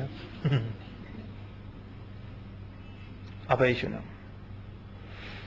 എന്തൊക്കെയാ പരദൂഷണം? പരന്റെ ദോഷം പറയുക. ഞാൻ കണ്ടിട്ടില്ല ഈ ബാഗ് ഇവിടെ നേരത്തെ ഇല്ല, ഞാൻ വളരെ നേരത്തെ ഉണ്ടായിരുന്നു. ഒന്നിനും ഒരു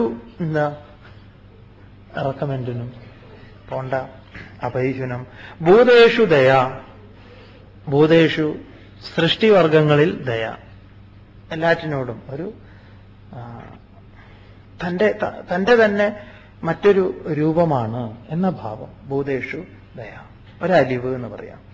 അലോലുപ്ത്വം, ആശയില്ലായ്മ. അലോലുപ്ത്വം, ആഗ്രഹം വയ്ക്കാതിരിക്കുക. മാർദ്ദവം എന്ന് പറഞ്ഞാൽ ക്രൂരതയില്ലായ്മ. ഹ്രീ എന്ന് പറഞ്ഞാൽ ലജ്ജ എന്നാണ് ഹ്രീ. അചാപലം, ഇളക്കമില്ലായ്മ. തേജസ്, ക്ഷമ, സഹനം. ധൃതി, ധൈര്യം, മനസ്സിനെ ധരിക്കുന്നത്. തേജഃ, ബുദ്ധിയുടെ തീക്ഷ്ണത. ശൗചം, ബാഹ്യാഭ്യന്തര ശുചിത്വം എന്ന് പറയാം. മനസ്സിന്റെ ശുചിത്വം മുതൽ ശരീര ശൗചം ഇത്യാദി ശൗചങ്ങളൊക്കെ. ദ്രോഹം ഇല്ലായ്മ. നാദിമാനിത, ഞാനെന്ന ഭാവം ഇല്ലായ്മ. അമാനിത്വം, അദംഭിത്വം, അഹിംസ, ശാന്തിരാർജവം, അല്ലേ? ഇത്യാദി ഗുണങ്ങളൊക്കെ ഭഗവാൻ അവിടെ പറഞ്ഞിട്ടുണ്ട്. അതിനെ ഒന്നുകൂടെ അർജുനനോട് ഓർമ്മിപ്പിക്കുകയാണ്. അവിടെ നമ്മൾ 21 ഗുണങ്ങളെ കണ്ടിട്ടുണ്ട്. ഇവിടെ 26, 27 അവിടെ 20 ഗുണങ്ങൾ. ഇവിടെ 26 ഗുണങ്ങളെ കുറിച്ച് പറയുന്നു. ഏതാനി ദൈവീം സമ്പദം അഭിജാതസ്യ ഭവന്തി. ഇതെല്ലാം ദൈവികമായിട്ടുള്ള സമ്പത്തിനെ അഭിജാതസ്യ, കുലീനന് സംഭവിക്കുന്നു. ഒരു കുലത്തില്, ശരിയായിട്ടുള്ള കുലത്തില് ജനിച്ച അവനില് ഇത് സംഭവിക്കുന്നു എന്ന് പറയും. ഇത്രയാണ് ലക്ഷണങ്ങൾ പറഞ്ഞത്. ഇതിനെതിരായിട്ടുള്ള വിരുദ്ധമായ ലക്ഷണത്തെ ഭഗവാൻ പറയുന്നു. നോക്കാം. ദംഭോ ദർപ്പോഭിമാനശ്ച ക്രോധ പാരുഷ്യമേവ ച അജ്ഞാനം ചാഭിജാതസ്യ പാർത്ഥ സമ്പദമാസുരീം. ദംഭഃ, ദർപ്പഃ, അഭിമാനഃ ച ക്രോധഃ പാരുഷ്യം ഏവ ച അജ്ഞാനം ച അഭിജാതസ്യ പാർത്ഥ സമ്പദം ആസുരീം. നീ ആസുര സമ്പത്ത്, അസുരന്മാരുടെ സമ്പത്ത്, സുരന്മാരുടെ സമ്പത്ത് പറഞ്ഞു. അസുരന്മാരുടെ സമ്പത്ത് എന്തൊക്കെയാ? അവരെന്തൊക്കെയാ കരുതി വെച്ചിരിക്കുന്നത്? അവരുടെ ധനം എന്തൊക്കെയാണ്? അർജുന, ആദ്യം തന്നെ അവർക്കുള്ളത് ദമ്പമാണ് എന്ന് പറയാം. ദമ്പം എന്ന് പറഞ്ഞാൽ സ്വയം താൻ സദ്വൃത്തനാണ് എന്ന് നടിക്കുക. ഞാൻ ശരിയാണ്, ശരിയായിട്ടുള്ളവനാണ് എന്ന്. അപ്പൊ ഈ ക്ഷത്രിയൻ ഇതൊന്നും പാടില്ലാത്തതാണ്. ഒരിക്കലും ഒരു രാജാവ് തന്റെ അനന്തരാവകാശിയെ തെരഞ്ഞെടുക്കുന്നതിനായിട്ട് ചെറുപ്പക്കാരുടെ ഇടയിൽ ഒരു പരീക്ഷണം നടത്തി. കാരണം രാജാവിന് മക്കളില്ലായിരുന്നു. അപ്പൊ രാജാവ് കുറെ ചെറുപ്പക്കാരെ വിളിച്ചു, ഇന്നെന്ന യോഗ്യതയുള്ളവരെയൊക്കെ വിളിച്ചു. അതിൽ യോഗ്യന്മാരെ തെരഞ്ഞെടുക്കാനായിട്ട് രാജാവ് അവർക്കൊക്കെ വിത്ത് കൊടുത്തു. കുറേശ്ശെ വിത്ത് കൊടുത്തു. കുറച്ച് വിത്തുകൾ കൊടുത്തു ഓരോരുത്തർക്കും. എന്നിട്ട് പറഞ്ഞു, ഇത് മുളപ്പിച്ച് ചെടിയാക്കിയിട്ട് 3-4 വിത്ത് ഓരോരുത്തർക്കും കൊടുത്തു, ചെറിയ കവറിലിട്ടിട്ട്. ഇത് ഒരു വൃക്ഷത്തിന്റെ വിത്താണ്. അതിനെ മുളപ്പിച്ച് ഒരു പാകത്തിനാക്കിയിട്ട് എത്രയോ ദിവസങ്ങൾ പറഞ്ഞു, മാസത്തിന്റെ അടുത്ത് പറഞ്ഞു കൊണ്ടുവരാൻ പറഞ്ഞു. എന്നിട്ട് അതിൽ നല്ല ഇത് നോക്കിയിട്ട്, അപ്പൊ അതിലേറ്റവും നന്നായി ശ്രദ്ധയോടുകൂടി എങ്ങനെയാണ് ഇവര് പ്രജകളെ പരിപാലിക്കുന്നത്, ഇതായിരുന്നു രാജാവിന്റെ ഉദ്ദേശം എന്ന് അവര് മനസ്സിലാക്കിയിട്ട് അവര് കൊണ്ടുപോയി അതിനെ ചെയ്തു. അങ്ങനെ കുറച്ചു പേര് അതിൽ വന്നു. അപ്പൊ ഒരു വിദ്വാന്റെ വിത്ത് എന്ത് കളിച്ചിട്ടും മുളയ്ക്കുന്നില്ല. അവന് വല്ലാത്ത വിഷമം. ആ സമയമായപ്പം മറ്റുള്ളവരുടെ കൂടെ മറ്റുള്ളവര് പറഞ്ഞു, അങ്ങനെ നന്നായിട്ടുണ്ട്, എന്റേത് ഇത്രയായി, മറ്റവന്റേത് ഇത്രയായി, അതായി ഇതായി എന്നൊക്കെ പറഞ്ഞു. അപ്പൊ ഇവനും കൂട്ടത്തിൽ പോയി, ഇവന്റെ വെറും കാലി ചട്ടിയുമായിട്ട് പോയി. അപ്പം രാജാവ് എല്ലാവരുടെയും പരിശോധിച്ചു. ഇവന്റെ അടുത്ത് വന്നു, ഇവന്റെ നോക്കി. എന്നിട്ട് രാജാവ് പറഞ്ഞു, ഇവനാണ് അനന്തരാവകാശി. മുളയ്ക്കാത്ത വിത്തിന്റെ ആ ഉടമ ഇവനാണ് അനന്തരാവകാശി. എന്താന്ന് പറഞ്ഞാല് ഇവൻ സത്യസന്ധമായിട്ട് കാര്യം ചെയ്തു. ഞാൻ എല്ലാവർക്കും വറുത്ത വിത്താ കൊടുത്തു. എല്ലാവർക്കും വറുത്ത വിത്ത്. അവരെന്ത് ചെയ്തു? ഈ വറുത്ത വിത്ത് മുളയ്ക്കില്ല എന്ന് കണ്ടപ്പം ഇന്ന വിത്താണെന്ന് അറിഞ്ഞിട്ട് വേറെ മുളപ്പിച്ചു എന്നാണ്. എന്നിട്ട് രാജാവിന് ഇവനത് തോന്നിയില്ല. കാരണം സത്യം ആ ഒരു എന്താ പറയാ ദമ്പമില്ലായ്മ, അതൊരു ക്ഷത്രിയന് വേണ്ട ഗുണം.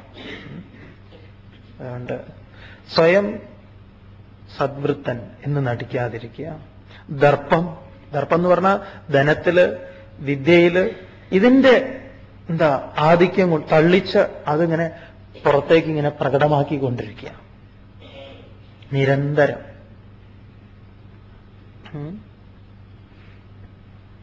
നിരന്തരം അതിന്റെ പ്രകടനം. അത് എങ്ങനെയാണെന്നൊന്നും സ്വാമി കൂടുതൽ വിസ്തരിക്കേണ്ട ആവശ്യമില്ലല്ലോ. അപ്പൊ എവിടെയാണ് നമ്മൾ എന്താണ് ഉപയോഗിക്കേണ്ടത്? ഒരാളോട് സംസാരിക്കുന്ന സമയത്ത് നമ്മൾ അയാൾക്ക് പറഞ്ഞാൽ മനസ്സിലാവുന്ന ഭാഷ നമ്മൾ പറയണം, ഇല്ലേ? സ്വാമിക്ക് ഇപ്പൊ ഇവിടുന്ന് ഒരു ഏതെങ്കിലും ഒരു സ്ഥലത്തുനിന്ന് ഓട്ടോറിക്ഷ കയറിയിട്ട് ഓട്ടോറിക്ഷയിൽ റെയിൽവേ സ്റ്റേഷനിലോ അല്ലെങ്കിൽ എവിടെയെങ്കിലും ഒന്ന് പോണം. ആ ഓട്ടോറിക്ഷക്കാരനോട് സംസ്കൃതത്തിൽ സംസാരിച്ചാലോ? അതൊരു അധിക പ്രസംഗമല്ലേ സ്വാമിയുടെ? അല്ലെ? സംസ്കൃതത്തിൽ എന്നെ നീ അവിടെ വിട്ടു തരുമോ എന്ന് ചോദിച്ചാൽ ചിലപ്പോ പറയുന്ന ആളേക്കാൾ വലിയ സംസ്കൃത വിദ്വാനായിരിക്കാം. അങ്ങനെയുണ്ടല്ലോ. ഒരിക്കലും ഒരു സർക്കസ് കമ്പനിയിൽ ഈ മൃഗമായിട്ട് വേഷം കെട്ടിയ, അതായത് സിംഹത്തിന്റെ പുറത്ത് ഇരിക്കുന്ന ഒരു കരടി. അപ്പൊ കരടിയായിട്ട് വേഷം കെട്ടിയവനാ. അത് ആളുകൾക്കറിയില്ല. അത്തരത്തിലുള്ള വിദേശത്തു നിന്നുള്ള തോല് കൊണ്ടുവന്ന് ഇട്ടിട്ട് അവരങ്ങനെ അവനോട് പറഞ്ഞു കരടിയാക്കാന്ന്. അപ്പൊ ഇവൻ പ്രീ ഡിഗ്രി പാസ്സായിട്ടുണ്ട്. അപ്പൊ ഈ കരടിയായിട്ട് അവനങ്ങനെ സിംഹത്തിന്റെ മുകളിൽ കയറിയിരുന്ന് ഇങ്ങനെ പോകുമ്പം അവൻ പറയാണ്, എന്റെ ഒരു യോഗം, പ്രീ ഡിഗ്രി പാസ്സായ ഞാനിങ്ങനെ കരടിയായിട്ടിരിക്കുക. അപ്പം അടിയിൽ നിന്ന് സിംഹം പറയാം, മിണ്ടാതിരിക്കടാ, BA കഴിഞ്ഞ ഞാനാണ് ഇവിടെ. പടിയിലിരിക്കുന്നത് അതിലും വലുതാണ്.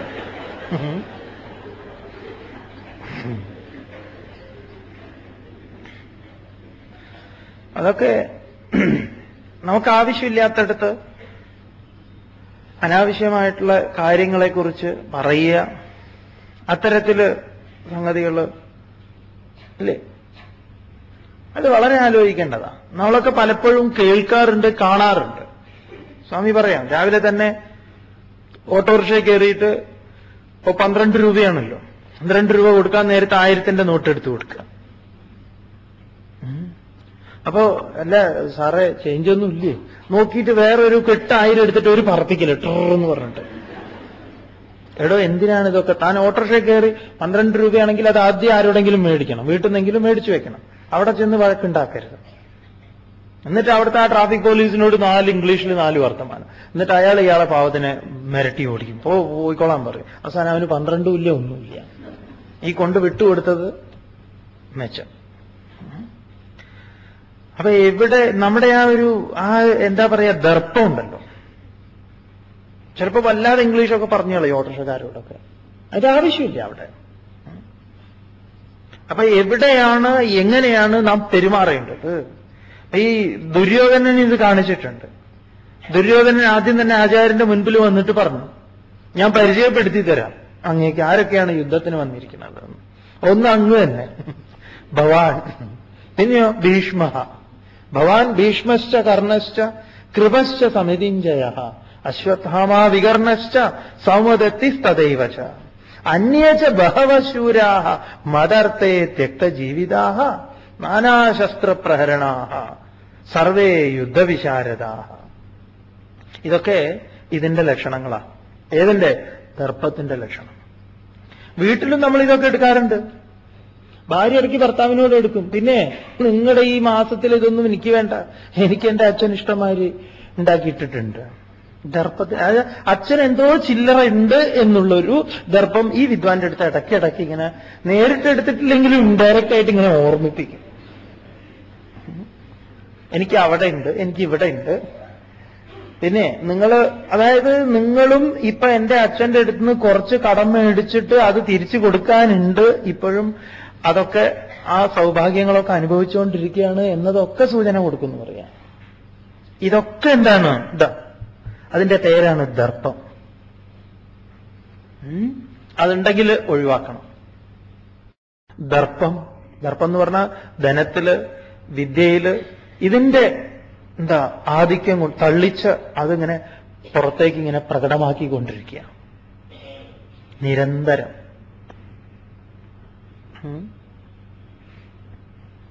നിരന്തരം അതിന്റെ പ്രകടനം. അത് എങ്ങനെയാണെന്നൊന്നും സ്വാമി കൂടുതൽ വിസ്തരിക്കേണ്ട ആവശ്യമില്ലല്ലോ. അഭിമാനഃ ബാലേവേഷ്. പിന്നെ പറയണ്ടല്ലോ അല്ലേ, എന്നെ പോലെ വേറെ ആരുമില്ല എന്ന് പറയാം. എനിക്ക് സദൃശനായിട്ട് കോന്യോസ്മി സദൃശാമയ ഭഗവാൻ പറയാൻ പോകുന്നുണ്ട്. അതൊക്കെ അഭിമാനഃ ച ക്രോധഃ, കോപം. തൊട്ടതിനും പിടിച്ചതിനും എല്ലാം ക്രോധം. ഒന്നും ചോദിക്കാൻ പറ്റില്ല, അപ്പ ശരിയാക്കി കളയും അല്ലേ. അങ്ങനെ നിൽക്കണം. നിങ്ങൾ കണ്ടിട്ടുണ്ടോ? അല്ലാതെ ഈ ക്രോധമായിട്ടുള്ള ആളുകൾ അവസാനം അവർക്ക് അസുഖമൊക്കെ വന്ന് കിടക്കുന്ന സമയത്ത് ഒരാളും അടുത്ത് പോവില്ല, ഒരാളും പോവില്ല. അപ്പോഴാ അവരുടെ ദേഷ്യവും എല്ലാം കൂടെ അവർക്ക് സങ്കടവും എല്ലാം വരിക. നല്ല സമയത്തെ ആരും പോയില്ലേ പേടിച്ചിട്ട്. പിന്നെ ക്രോധവും കൂടെ വന്നു കഴിഞ്ഞാലോ കിടക്കട്ടെ എന്ന് എല്ലാവരും അങ്ങനെ വിചാരിക്കുന്നു. ക്രോധ, പാരുഷ്യം, പരുഷവചനം. അതിനെ ശുദ്ധ മലയാളത്തിലേക്ക് വിവർത്തനം ചെയ്ത അസഭ്യം പറയുക, സഭ്യമല്ലാത്തത് പറയാം. അത് ഭാര്യയോടാണെന്നോ കുട്ടികളോടാണെന്നോ ഒന്നുമില്ല, ആരോടും. ഡാഷ് മോനേനെ പറയൂ, ഡാഷ് നിങ്ങൾക്ക് പൂരിപ്പിക്കാം.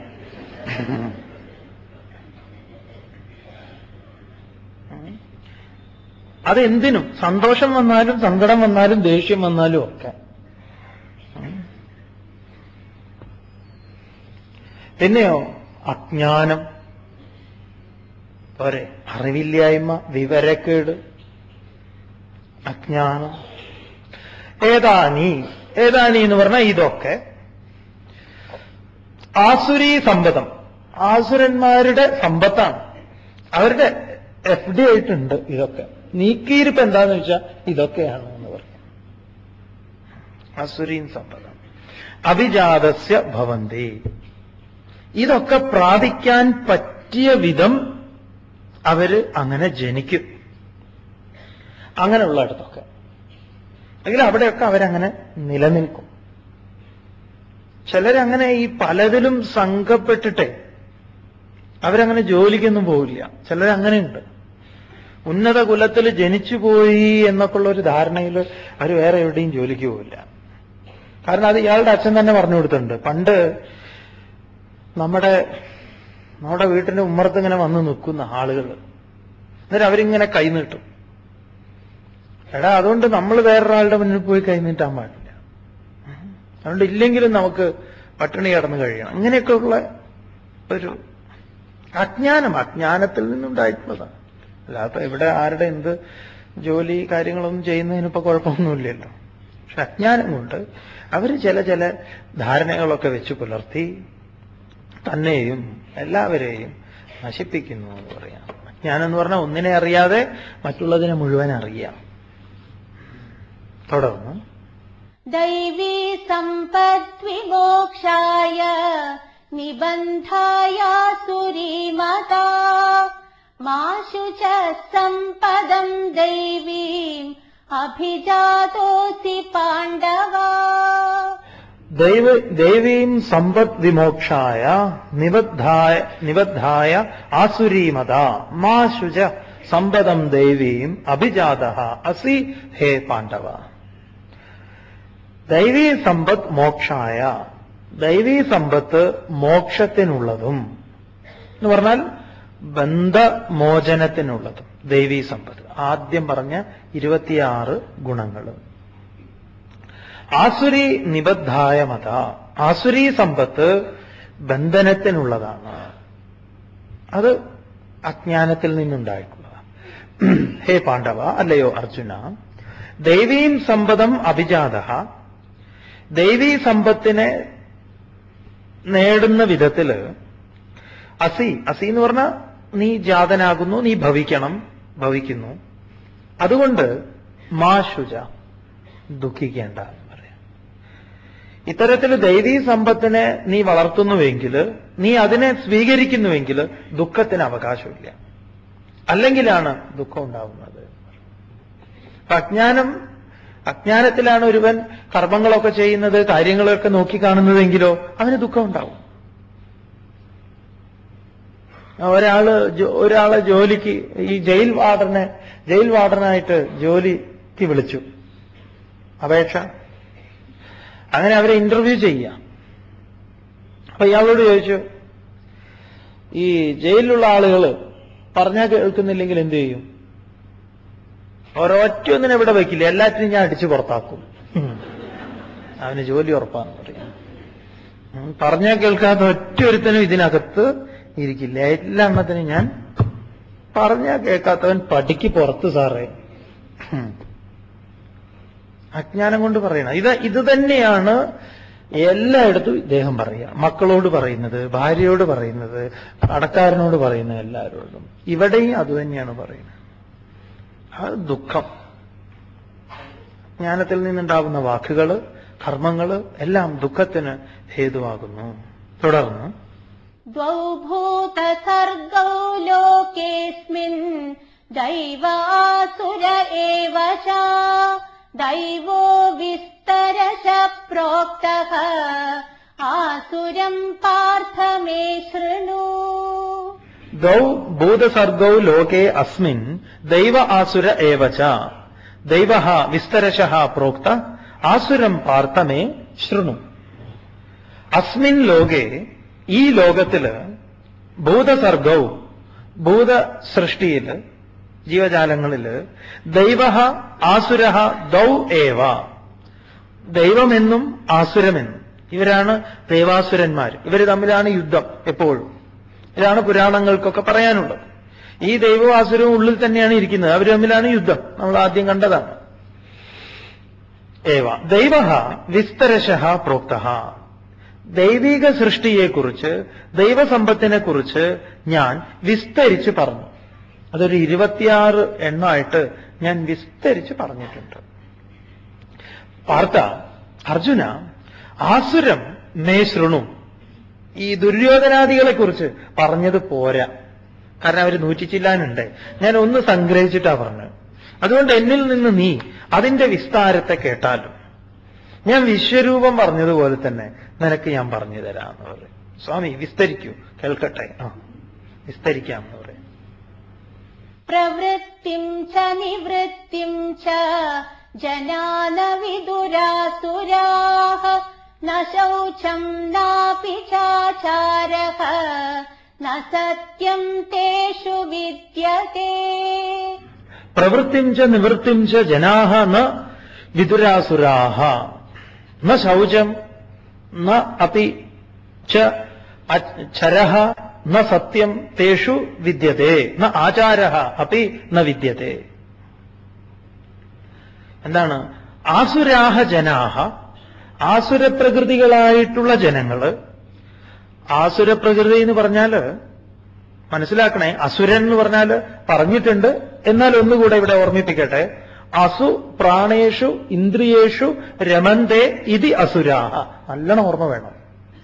ഇന്ദ്രിയങ്ങളിലും ഇന്ദ്രിയ വിഷയങ്ങളിലും രമിക്കുന്നവർ അസുരന്മാർ. അതുകൊണ്ടാണ് അസുരന്മാർക്ക് തല 10. രാവണൻ അസുര രാജാവാണ്. അതുകൊണ്ട് അവരുടെ ഇന്ദ്രിയങ്ങളെയൊക്കെ പുറത്തേക്കാക്കി കാണിക്കും. എന്താ പറയുക, ഈ പല്ലും പിന്നെ നാവും മൂക്കും ഒക്കെ വലുതാക്കിയിട്ട് ചിത്രീകരിച്ചിരിക്കണം. ഇന്ദ്രിയങ്ങളും ഇന്ദ്രിയ വിഷയങ്ങളും സത്യമാണ് എന്ന് കരുതുന്നവർ അസുരന്മാർ. അപ്പം ആസുരാഹ, ആസുരപ്രകൃതികളായിട്ടുള്ള ജനാഹ, ജനങ്ങൾ, പ്രവൃത്തിം ച നിവൃത്തിം ച ന വിദുഹു. അവർക്ക് പ്രവൃത്തിയെയും ആ പ്രവൃത്തിയിൽ നിന്ന് നിവർത്തിക്കേണ്ടത് നിവൃത്തിയെയും അറിയാത്തവരാണ്. അവർക്ക് പ്രവൃത്തി അറിയില്ല, നിവൃത്തി അറിയില്ല. ഇതാണ് ദുര്യോധനനും ധർമ്മപുത്രരും തമ്മിലുള്ള വ്യത്യാസം. ജാനാമി ധർമ്മം നജമേ പ്രവൃത്തി, ജാനാമി അധർമ്മം നജമേ നിവൃത്തി. അഹം ധർമ്മം ജാനാമി, എനിക്ക് ധർമ്മം അറിയാം, പ്രവർത്തിക്കാനും അറിയാം. അഹം അധർമ്മം ജാനാമി, എനിക്കതിൽ നിന്ന് നിവർത്തിക്കാനും അറിയാം. പക്ഷെ ദുര്യോധനൻ പറയുന്നത് എന്താണെന്നറിയോ? എനിക്ക് ധർമാധർമ്മങ്ങൾ അറിയാം. എന്താ? പക്ഷേ ധർമ്മ പ്രവർത്തിക്കാനും അധർമ്മത്തിൽ നിവർത്തിക്കാനും എനിക്ക് ബുദ്ധിമുട്ടാണ്. മറ്റേ ആൾക്ക് അതറിയാം. ഞങ്ങൾ തമ്മിലുള്ള വ്യത്യാസം ഇതാ. ഭഗവാൻ ഇവിടെ പറയുന്നു, ആസുരാഹ ജനാഹ പ്രവൃത്തിം ച നിവൃത്തിം ച ന വിദുഹു. ആസുരിക ജനങ്ങൾക്ക് പ്രവൃത്തിയെയും നിവൃത്തിയെയും അറിയുന്നില്ല. തേഷു, അവരില് ശൗചം ച ന, അവർക്ക് ശൗചമില്ല. ശൗചമില്ല എന്ന് പറഞ്ഞാൽ ഒന്നുമില്ല എന്ന് തന്നെയാണ്. ശൗചം എന്ന് പറഞ്ഞാൽ മലയാളത്തിൽ ശൗചം തന്നെയാണ്. ശുചിത്വം ഇല്ല. വെള്ളമൊന്നും അവർ ഉപയോഗിക്കില്ല എന്ന് പറയാം. സത്യമൊന്നുമില്ല. അതുകൊണ്ട് സത്യമൊന്നും അവരുടെ അടുത്ത് പ്രതീക്ഷിക്കേണ്ട. ആചാരഃ അപി ന വിദ്യതേ. അതുകൊണ്ട് തന്നെ അവർക്ക് ഒരു ആചാരവും ഇല്ല. അതുകൊണ്ട് അവർക്ക് പറയുന്നതിന്റെ സൂക്ഷ്മ വശങ്ങളൊന്നും അറിയില്ല. പറയുന്ന സമയത്ത് അതിനൊരു മറുചോദ്യം വന്നു കഴിഞ്ഞാലേ പറയുമ്പോൾ തന്നെ അറിയാം എന്താണ് പറയുന്നത്. കുട്ടി അമ്മയോട് ചോദിച്ചു, അമ്മയുടെ തല നരച്ചിരിക്കണമല്ലോ അമ്മേ ഇത്ര വേഗത്തില്. എന്റെ ക്ലാസ്സിലെ കുട്ടികളുടെ അമ്മയൊക്കെ ഉണ്ടല്ലോ, അമ്മമാരൊക്കെ ഉണ്ടല്ലോ, അവരുടെ തലയൊന്നും അമ്മയുടെ തല പോലെ നരച്ചിട്ടില്ലല്ലോ. അമ്മയുടെ പ്രായവും അവരുടെ പ്രായവും ഒക്കെ ഏകദേശം ഒരുപോലെയല്ലേ, പിന്നെ എന്താ അമ്മ ഇത്ര വേഗം നരച്ചുപോയത് തല എന്ന് ചോദിച്ചു. അപ്പം കുട്ടിയോട് അമ്മ പറയാണ്, അതെ മോളെ, അതായത് തല നരയ്ക്കുന്നത് മനോവിഷമം ഉണ്ടാവുമ്പോഴാണ്. നീ എന്നെ വല്ലാതെ വിഷമിപ്പിക്കുന്നുണ്ട്. നീ മാർക്ക് വളരെ കുറച്ചൊക്കെയാ മേടിക്കുന്നത്. നിന്റെ ഈ പഠിപ്പും ഇതൊക്കെ ഓർത്ത് എന്റെ തല ഇങ്ങനെ നരച്ചതാണ്. ഇപ്പൊ എനിക്ക് മനസ്സിലായി അമ്മ എന്തോരം മുത്തശ്ശിയെ അമ്മമ്മയെ വേദനിപ്പിച്ചിട്ടുണ്ട്. കാരണം അമ്മമ്മയുടെ തലയിൽ ഒരു ഒടി പോലും, അമ്മ ഒരു സന്തോഷം പോലും അമ്മൂമ്മയ്ക്ക് കൊടുത്തിട്ടില്ല എന്ന് പറയാം. അമ്മ അപ്പൊ അവർക്ക് പ്രവൃത്തി അറിയില്ല, നിവൃത്തി അറിയില്ല, പറയാനും ഒന്നും അറിയില്ല. ഇത് നമ്മുടെ ഒരു സംസ്കാരത്തിന്റെ ഏറ്റവും വിശേഷപ്പെട്ട ഒന്നാണ്, പ്രവൃത്തിയും നിവൃത്തിയും. അതുകൊണ്ട് നമ്മുടെ ഒരു മനുഷ്യന്റെ ജീവിതത്തെ 4 ആശ്രമങ്ങളായി തിരിച്ചിട്ടുണ്ട്. ചതുർവിധ ആശ്രമം, വർണ്ണാശ്രമം എന്ന് പറയാം. ഈ വർണ്ണാശ്രമ ധർമ്മങ്ങളുണ്ട്. ഒന്നാമത്തെ ആശ്രമത്തിന് ബ്രഹ്മചര്യമെന്നും, രണ്ടാമത്തേതിന് ഗാർഹസ്ഥ്യമെന്നും, മൂന്നാമത്തേതിന് വാനപ്രസ്ഥമെന്നും, നാലാമത്തേതിന് സന്യാസമെന്നും. ഈ ആദ്യത്തെ 2 ആശ്രമങ്ങളാണ് പ്രവൃത്തി മാർഗം എന്ന് പറയുന്നത്. പിന്നെയോ നിവൃത്തി മാർഗത്തെയാണ് 2 ആശ്രമങ്ങൾ. അങ്ങനെ വേദവും ഒരുവനുമായിട്ട് ബന്ധിപ്പിച്ചിരിക്കുക പറഞ്ഞിട്ടുള്ളതാണ് സ്വാമി. എന്നാലിവിടെ പ്രവൃത്തിയെയും നിവൃത്തിയെയും ഓർക്കുക എന്ന് പറയാം. അപ്പൊ നമ്മൾ ഓരോ ഘട്ടം ഘട്ടമായി വളർന്ന് ഇപ്പൊ ബ്രഹ്മചര്യത്തെ പരിസമാപിപ്പിച്ച് ഗൃഹത്തിലേക്ക് പ്രവേശിച്ച് ഗൃഹസ്ഥാശ്രമ ധർമ്മങ്ങളൊക്കെ ചെയ്ത് സന്താനോത്പാദനങ്ങളൊക്കെ ചെയ്ത് സന്താനങ്ങളൊക്കെയായി ആയോ ആയില്ലേ അത് വേറെ. എന്നിട്ട് അതിന് ചെയ്യേണ്ടുന്ന ധർമ്മങ്ങൾ ചെയ്ത് കഴിഞ്ഞാൽ പിന്നെ താൻ ഇതിൽ നിന്ന് വിരമിക്കണം എന്ന് പറയാം. പക്ഷെ നമുക്കത് പറ്റുന്നില്ല. നമ്മൾ വീണ്ടും കുട്ടികളുടെ കൊച്ചുമോനുമായിട്ട് ഇങ്ങനെ കളിയാ. എവിടെയെങ്കിലും ഒന്ന് മനസ്സ് ഏതിലേക്കെങ്കിലും ഒന്ന് വ്യാപരിക്കണ്ടേ എന്ന് വയ്ക്കാം. ഇന്നലെ പറഞ്ഞല്ലോ മാതളമത്തന്റെ കാര്യം ഇല്ലേ? ഈ വള്ളിയിലൂടെ ഇതെല്ലാം വലിച്ചെടുത്തിട്ട് വിടണ്ട, ഇതിൽ നിന്നും വിടുന്നില്ല. പിന്നെ ഈ ഉണ്ണിക്കാലിലും ഇതിലുമൊക്കെയാണ് ശ്രദ്ധ. അതുകൊണ്ട് പ്രവൃത്തി മാർഗം, നിവൃത്തി മാർഗം അത് വളരെ പ്രധാനപ്പെട്ട ഒന്നാണ്. രണ്ടാമത്തെ ഭാഗം ജ്ഞാനകാന്ഡം എന്ന് വേദത്തിൽ വിധിച്ചിരിക്കുന്നത് ഇതിനെയാണ്, നിവൃത്തിയെ സൂചിപ്പിക്കുന്നതാണ്. അവിടെയാണ് ആരണ്യകവും ഉപനിഷത്തും. ആരണ്യകം എന്ന് പറഞ്ഞാൽ കാട്, മഹാപ്രസ്ഥാനം. ഉപനിഷത്ത് വേദത്തിന്റെ സമസ്ത താത്പര്യങ്ങൾ, ജ്ഞാനം. അപ്പൊ ഒരു മനുഷ്യന്റെ പൂർത്തീകരണം നടക്കുന്നത് ഉപനിഷത്തിലാണ്. അപ്പൊ ഈ വഴികളിലൂടെ നമ്മൾ സഞ്ചരിക്കേണ്ടവരാണ്. നമ്മളെ സംബന്ധിച്ച് ഈ വഴികളൊന്നും നമുക്കറിയില്ല എന്ന് പറയാം. അതുകൊണ്ട് ആസുരന്മാരാരാണ് നോക്കുക. ഇവിടെ നമുക്ക് നോക്കാം, ഞാൻ ഭക്തനാണോ അതോ അസുരനാണോ? എങ്ങനെയാ തിരിച്ചറിയാം? സ്വാമി പറയുമ്പോൾ നിങ്ങൾ വിഷമൊന്നും വിചാരിക്കരുത്. നമ്മളെ അനുഗ്രഹിക്കാൻ, ശാസ്ത്രം അനുഗ്രഹിക്കാൻ വേണ്ടി പറയുന്നു. നമ്മുടെ വീട്ടിലേക്ക് വന്നിട്ടുള്ള നമ്മുടെ മകൻ, നമ്മുടെ തന്നെ മകൻ, ഞാൻ നൊന്ത് പ്രസവിച്ചവൻ, ഞാൻ വലുതാക്കിയവൻ, അവനൊരു കുട്ടിയെ കണ്ടു. ആരൊക്കെ? നമ്മളൊക്കെ തന്നെ പോയി കണ്ടു. എന്റെ മോളാണെന്നും പറഞ്ഞിട്ട് കൊണ്ടുവന്നു. എന്നിട്ട് അവളോട് കാണിക്കുന്നത്, അല്ലെങ്കിൽ അവൾ ഇടപെടുന്നതിൽ, അവൾ ചെയ്യുന്നതിലൊക്കെ നാം ഇടപെടുന്നുണ്ടോ? ചോദ്യമാണ് നമ്മുടെ. നാം ആ പ്രവൃത്തിയിൽ നിന്ന് നിവർത്തിക്കുന്നുവോ അതോ വീണ്ടും അവരുടെ പിറകെ നടന്നിങ്ങനെ പറഞ്ഞുകൊണ്ടിരിക്കുന്നുവോ? ഗീത എന്ന് പറഞ്ഞ വലിയ സിദ്ധാന്തമൊന്നും, വലിയ സിദ്ധാന്തം അത് വേറെ. ഓരോ തലങ്ങളിൽ വിരാജിക്കുന്നവർക്ക് വേണ്ടതാണല്ലോ പറയേണ്ടത്. ഇപ്പൊ സ്വാമിയുടെ മുൻപിൽ വന്നിരിക്കുന്നത് ആരൊക്കെയാണെന്ന് സ്വാമിക്ക് നല്ല ബോധ്യമുണ്ട്. നിങ്ങൾ അമ്മായിമ്മ പോര് കാണിക്കുന്നവർ എന്നല്ലേ, അങ്ങനെ ധരിച്ചേക്കരുത്. പക്ഷെ നാം അനാവശ്യമായി ഈ എവിടെ പ്രവർത്തിക്കണം, എവിടെ നിന്ന് നിവർത്തിക്കണം, ഇത് നമുക്കറിയുമെന്നാ ചോദ്യം. ഇതറിയാത്തവനാണ് അത്ര അസുരൻ. ഭഗവാൻ ഇവിടെ സംഗ്രഹിച്ച് പറഞ്ഞിരിക്കുക. അവർക്ക് എന്തറിയില്ല? പ്രവൃത്തിം ച നിവൃത്തിം ചെന്ന വിദുഹു. കുട്ടികൾ പഠിക്കുന്ന സമയത്ത് വെറുതെ അവിടെ പോയിട്ട് ഇരുന്നിട്ട് ഓരോന്ന് ചോദിക്കുക, പറയുക. ഒന്ന് പൊയ്ക്കോളൂ അമ്മേ, ഞാൻ പഠിച്ചോളാം. അല്ല അങ്ങനെ വേണ്ട, ഞാനിവിടെ ഇരിക്കുക, അതിലിപ്പോ എന്താ? നിങ്ങൾ അവിടുന്ന് നിവർത്തിക്കണം എന്നേ. പ്രവർത്തിക്കേണ്ട സമയം. ഒരു കാപ്പി ചോദിച്ചു, കാപ്പി ഇല്ല. നീ അങ്ങനെ കാപ്പിയൊന്നും കുടിച്ചിട്ട് പഠിക്കണ്ട, മതി. ഞാനൊക്കെ ചെറുപ്പത്തില് വെള്ളം കുടിച്ചിട്ടാ പഠിച്ചത്. അപ്പൊ അവൻ വിചാരിക്കും നിങ്ങളെ ഞാൻ വെള്ളം കുടിപ്പിക്കും, ഇല്ലേ? പ്രവൃത്തിയും നിവൃത്തിയും ഇത് നമ്മൾ വീട്ടിൽ ചെയ്യേണ്ടതാണ്. തൊട്ടതിനും പിടിച്ചതിനും അനാവശ്യമായിട്ട് വെറുതെ ഇടപെട്ടുകൊണ്ടിരിക്കുക. ഇടപെടുന്നതിന് മുമ്പ് ആലോചിക്കുക, എന്റെ ഞാൻ ഇടപെടേണ്ടതുണ്ടോ? ഇവിടെ വന്നിട്ട് പ്രവൃത്തി നിവർത്തി ആലോചിക്കണം. ഇവിടെയും നേരത്തെ എത്തുന്നവർ വളരെ വളരെ ജിഹ്വാമേ മധുമത്തമാ വേണമെന്ന് പറയാം. എവിടെ പ്രവർത്തിക്കണം, എവിടെ നിവർത്തിക്കണം. അവസാനം നമ്മുടെയൊക്കെ പേരിങ്ങനെ ഉണ്ടാവും. ഇതാ ഇയാൾ പറഞ്ഞുവല്ലോ. ആര് പറഞ്ഞു? അയാൾ പറഞ്ഞല്ലോ. ഞാനതൊന്നും ഉദ്ദേശിച്ചിട്ടില്ല. അല്ല, നിങ്ങൾ ഉദ്ദേശിക്കില്ല, പക്ഷെ കാര്യം അവസാനം നമ്മുടെ കോർട്ടിൽ വരും എന്ന് പറയും. ഒന്നും വാക്കുകൾ പ്രവൃത്തിയാണ്. പ്രവൃത്തി എന്ന് പറഞ്ഞാൽ കൈകൊണ്ട് എന്തെങ്കിലും ചെയ്യൽ മാത്രമല്ലേ, നമ്മുടേതായിട്ടുള്ള വലിയ വലിയ സംഭാവനകളുണ്ട്. അതുകൊണ്ട് പ്രവൃത്തിയെയും നിവൃത്തിയെയും അവരറിയുന്നില്ല. തേഷു അവരിൽ ശൗചം നജ, ശൗചമില്ല, ശുചിത്വമില്ല എന്ന് പറയാം. അവർക്കറിയില്ല അവരാരാണ്. അതാണ് ശുചിത്വമില്ലായ്മ. സത്യം ന, സത്യമില്ല.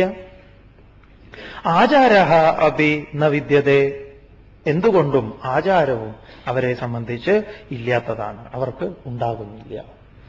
ആചാരം എന്തൊക്കെയാണ്? നമുക്ക് ഒരുപാട് ആചാരങ്ങളുണ്ട് എന്ന് പറയാം. ഈ ആചാരങ്ങൾ എന്ന് പറഞ്ഞാൽ വെറുതെ ഓരോ അനുഷ്ഠാനങ്ങളല്ല. നമ്മൾ അതൊക്കെ അറിഞ്ഞിരിക്കണം. നല്ലതാ ഇതൊക്കെ അറിഞ്ഞിരിക്കുന്നത്. ആചാരങ്ങൾ എന്തൊക്കെയാണ്? ആചാരങ്ങൾ എങ്ങനെ അവരനോട് പെരുമാറണം, നമ്മുടെ വാക്കുകൾ എങ്ങനെയായിരിക്കണം, ഇത്യാദി കാര്യങ്ങളൊക്കെ ഉണ്ടല്ലോ. വാങ്മേ മനസ്സി പ്രതിഷ്ഠിത, മനോമേ വാചി പ്രതിഷ്ഠിതം. വാക്കില് മനസ്സും മനസ്സിൽ വാക്കും, അങ്ങനെ ഒരുപാട് കാര്യങ്ങളുണ്ട്. കൊടുക്കുന്നതിനെ കുറിച്ച് ഇത്യാദി കാര്യങ്ങളൊക്കെ പറഞ്ഞല്ലോ. പിന്നെ നമ്മുടെ പരിമിതികളെ നമ്മൾ അറിയാം. നമ്മൾ ആരാണെന്ന് നമുക്ക് നല്ല ബോധ്യം ഉണ്ടായിരിക്കണം. എങ്ങനെ അവരനോട് പെരുമാറണം, നമ്മുടെ വാക്കുകൾ എങ്ങനെയായിരിക്കണം, ഇത്യാദി കാര്യങ്ങളൊക്കെ ഉണ്ടല്ലോ. വാങ്മേ മനസ്സി പ്രതിഷ്ഠിത, മനോമേ വാചി പ്രതിഷ്ഠിതം. വാക്കില് മനസ്സും മനസ്സിൽ വാക്കും, അങ്ങനെ ഒരുപാട് കാര്യങ്ങളുണ്ട്. കൊടുക്കുന്നതിനെ കുറിച്ച് ഇത്യാദി കാര്യങ്ങളൊക്കെ പറഞ്ഞല്ലോ. പിന്നെ നമ്മുടെ പരിമിതികളെ നമ്മൾ അറിയാം. നമ്മൾ ആരാണെന്ന് നമുക്ക് നല്ല ബോധ്യം ഉണ്ടായിരിക്കണം. ഒരു സ്വാമി ഒരിക്കല് അദ്ദേഹം കാട്ടിലൂടെ യാത്ര ചെയ്യായിരുന്നു. അപ്പൊ കാട്ടില് ഒരു ഉൾക്കാട്ടിലേക്ക് പ്രവേശിച്ചു കഴിഞ്ഞപ്പോ അവിടെ ഒരു സിംഹത്തെ കണ്ടു. സിംഹം സ്വാമിയാരെയും കണ്ടു.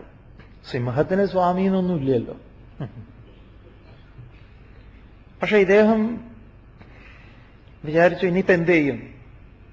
കയ്യിൽ തോക്കോ അങ്ങനെയുള്ള സാധനങ്ങളൊന്നും തന്നെയില്ല. എന്തെങ്കിലും ഉണ്ടായിരുന്നുവെങ്കിൽ അതുകൊണ്ട് എന്തെങ്കിലും ചെയ്യായിരുന്നു. ഒന്നുമില്ല. പിന്നെ എന്ത് ചെയ്യും? ഓടാൻ പറ്റുമോ? പറ്റില്ല. ഓടിയാൽ അതും വഴിയെ ഓടും. ഇതൊക്കെ പെട്ടെന്ന് പെട്ടെന്ന് ഓർമ്മ വന്നു. ഓടാൻ പറ്റുമോ? പറ്റില്ല. അപ്പോഴേക്കും സിംഹം ഇങ്ങനെ അടുക്കുന്നുണ്ട്.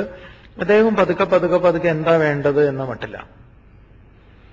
പിന്നെ കേട്ടിട്ടുണ്ട് സിംഹത്തിന്റെ കണ്ണിലേക്ക് നോക്കണമെന്ന്. പിന്നെ ചെയ്യാവുന്ന ഒറ്റപ്പണി അത് മാത്രമേ ഉള്ളൂ.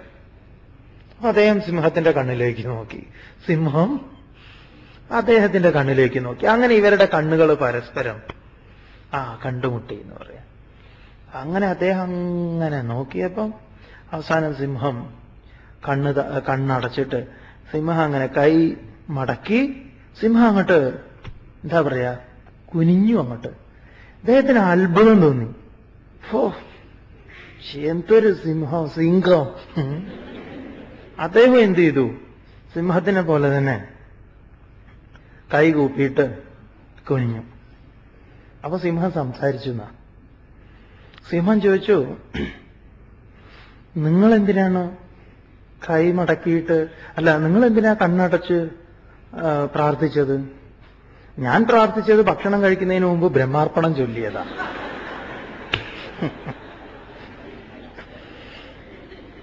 കാരണം ഞാൻ ആശ്രമത്തിലൊക്കെ പഠിച്ച സിംഹ. ഞാനൊന്നും ബ്രഹ്മാർപ്പണം ബ്രഹ്മാഗ്നം ബ്രഹ്മണാഹുതം ബ്രഹ്മൈവ തേന ഗന്ധവ്യം ബ്രഹ്മകർമ്മ സമാധിന നോക്കും വേണ്ടി ഇദ്ദേഹം പറയുന്നത്. ഇതിലെ രസം, സിംഹം ബാഹ്യമായി സിംഹം അങ്ങേയറ്റം മതപരനാണ്. ഭക്ഷണത്തിന് മുൻപ് എന്തുണ്ട്? ബ്രഹ്മാർപ്പണമുണ്ട്. പക്ഷെ ഭക്ഷണത്തിന്റെ കാര്യത്തിൽ സിംഹം സിംഹം തന്നെയാണെന്ന് പറയാം. സിംഹത്തിന് പിടിക്കാതിരിക്കാൻ പറ്റില്ല അയാള്. സിംഹം പിടിച്ചു ശാപ്പിട്ടു എന്നാണ്. അപ്പൊ ഓർത്തുകൊള്ളുക, നമ്മൾ ഇത് ഓർമ്മയിൽ വെക്കേണ്ട കഥയാണ്. നമ്മളാണ്. നമുക്ക് ഈ ചടങ്ങുകളൊക്കെ ഉണ്ട് എന്ന് പറയാം. ആ നമ്മുടെ പരിമിതി അറിഞ്ഞ് എത്ര അതിവർത്തിക്കാൻ സാധിക്കുമോ, അല്ലാതെ അതിനെ ശപിച്ചുകൊണ്ട് ജീവിക്കുകയല്ല. എവിടെയൊക്കെ ഉയരാൻ സാധിക്കുന്നുവോ അവിടെയൊക്കെ ഉയർന്നുകൊള്ളുക. കാലത്തെ പഴി പറയേണ്ട, ചുറ്റുപാടിനെ പഴി പറയേണ്ട, അതിജീവിക്കുക. നമ്മൾ സിംഹമാണ് എന്നോർത്തുകൊള്ളുക. അതുകൊണ്ട് ഭഗവാൻ നേരത്തെ പറഞ്ഞിട്ടുണ്ട്, ഇന്ദ്രിയങ്ങൾ ഇന്ദ്രിയ വിഷയങ്ങളിൽ പോകും. അതുകൊണ്ട് നീ ഒരിക്കലും ഒരു എന്താ പറയുക, ലോകത്തിന് പ്രശ്നക്കാരനാവരുത്. പക്ഷെ നീ കരുതലോടുകൂടി മുന്നോട്ട് പോകണമെന്ന് പറയും. ഈ ആസുരിക സമ്പത്തിനെ കുറിച്ച് ഭഗവാൻ പറയുമ്പോൾ നമ്മൾ ഓർത്തു വെക്കേണ്ടത് ഇതൊക്കെയാണ്. നമ്മിലെ ആ ആസുരിക ഭാവം കണ്ടെത്തി കഴിഞ്ഞാൽ, അല്ലാതെ ഇത് പറയുമ്പോൾ മറ്റേ ആള് വന്നിട്ടുണ്ടോ, അവരാണിത് കേൾക്കേണ്ടത്, അത് വേണ്ടെന്ന് പറയാം. അതുകൊണ്ട് നമ്മുടെ ഉള്ളിലിതുണ്ടെങ്കിൽ നമുക്ക് നോക്കാം, അതിനെ അതിജീവിക്കാൻ എങ്ങനെ സാധിക്കുമോ നോക്കാം. തുടർന്ന് ഭഗവാൻ വിസ്തരിക്കാന്നല്ലേ പറഞ്ഞത്, തുടങ്ങിയിട്ടേ ഉള്ളൂ, നോക്കാം.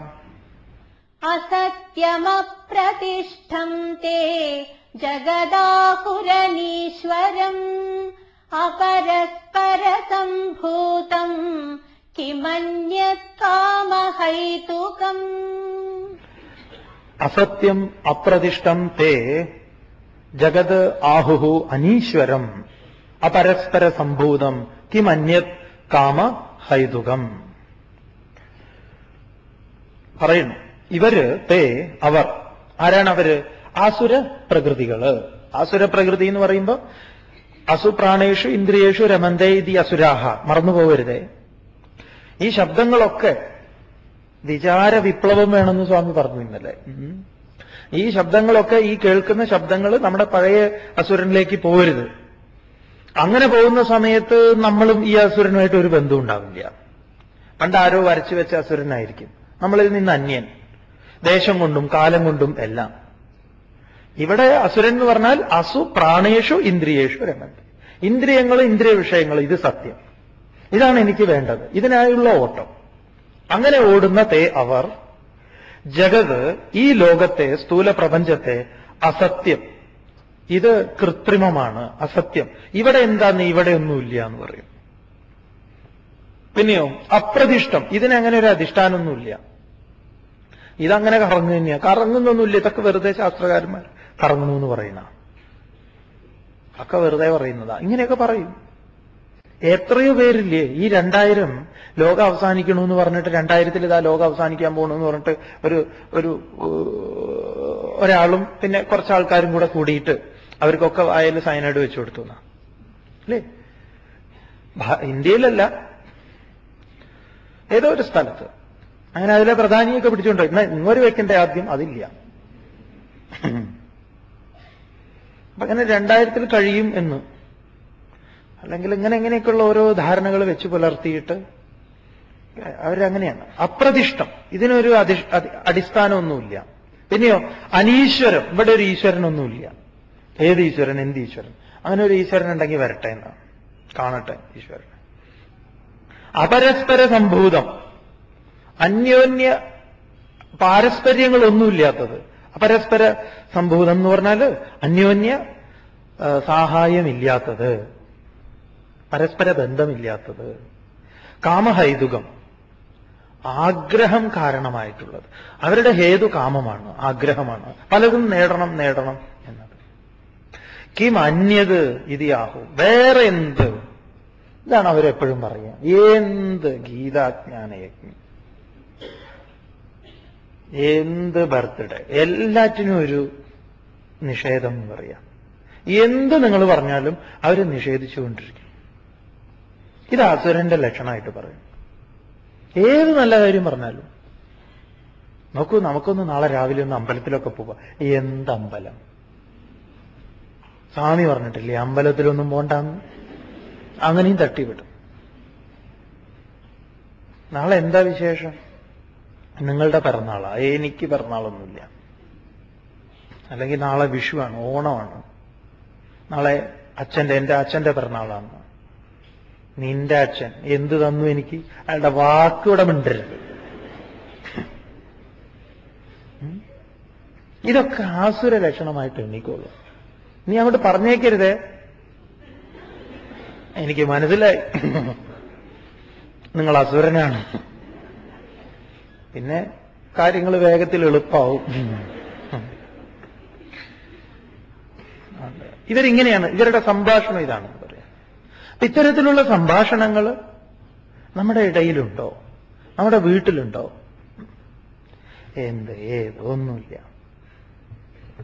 തുടർന്ന് ഏതാം ദൃഷ്ടിമവഷ്ടഭ്യ നഷ്ടാത്മാനോത്പബുദ്ധയഃ പ്രഭവന്ത്യുഗ്രകർമാണഃ ക്ഷയായ ജഗതോ ഹിതാഃ. ഏതാം ദൃഷ്ടിം അവഷ്ടഭ്യ നഷ്ടാത്മാനഃ അല്പബുദ്ധയഃ പ്രഭവന്തി ഉഗ്രകർമാണഃ ക്ഷയായ ജഗതഃ അഹിതാഃ. അല്ല സ്വാമി, അവരങ്ങനെ അവിടെ എവിടെയെങ്കിലുമൊക്കെ ഇരുന്നോട്ടെ എന്ന്, നമുക്കിപ്പോ എന്താ എന്നാണെങ്കിൽ ഇതാ കുഴപ്പമുണ്ട് എന്ന് പറയാം. എന്താ കുഴപ്പം പറയുന്നു? ഏതാം ദൃഷ്ടിം അവഷ്ടഭ്യ. ഏതാം ദൃഷ്ടിം, ഈ ദൃഷ്ടിയെ, ഏത് നേരത്തെ പറഞ്ഞ ഈ പ്രപഞ്ചത്തിനൊരു ആശ്രയവുമില്ല, ഇത് ഒരു പാരസ്പര്യവും ഇല്ലാത്തതാണ്, ആർക്ക് വേണമെങ്കിലും എന്തിനെ വേണമെങ്കിലും കൊന്നു തിന്നാം. സ്വാമി അങ്ങനെയൊക്കെ പലതും പറയും. കൊന്നാൽ പാപം തിന്നാൽ പോകും, ഇത് പറഞ്ഞത് ഋഷിയല്ലേ എന്ന്.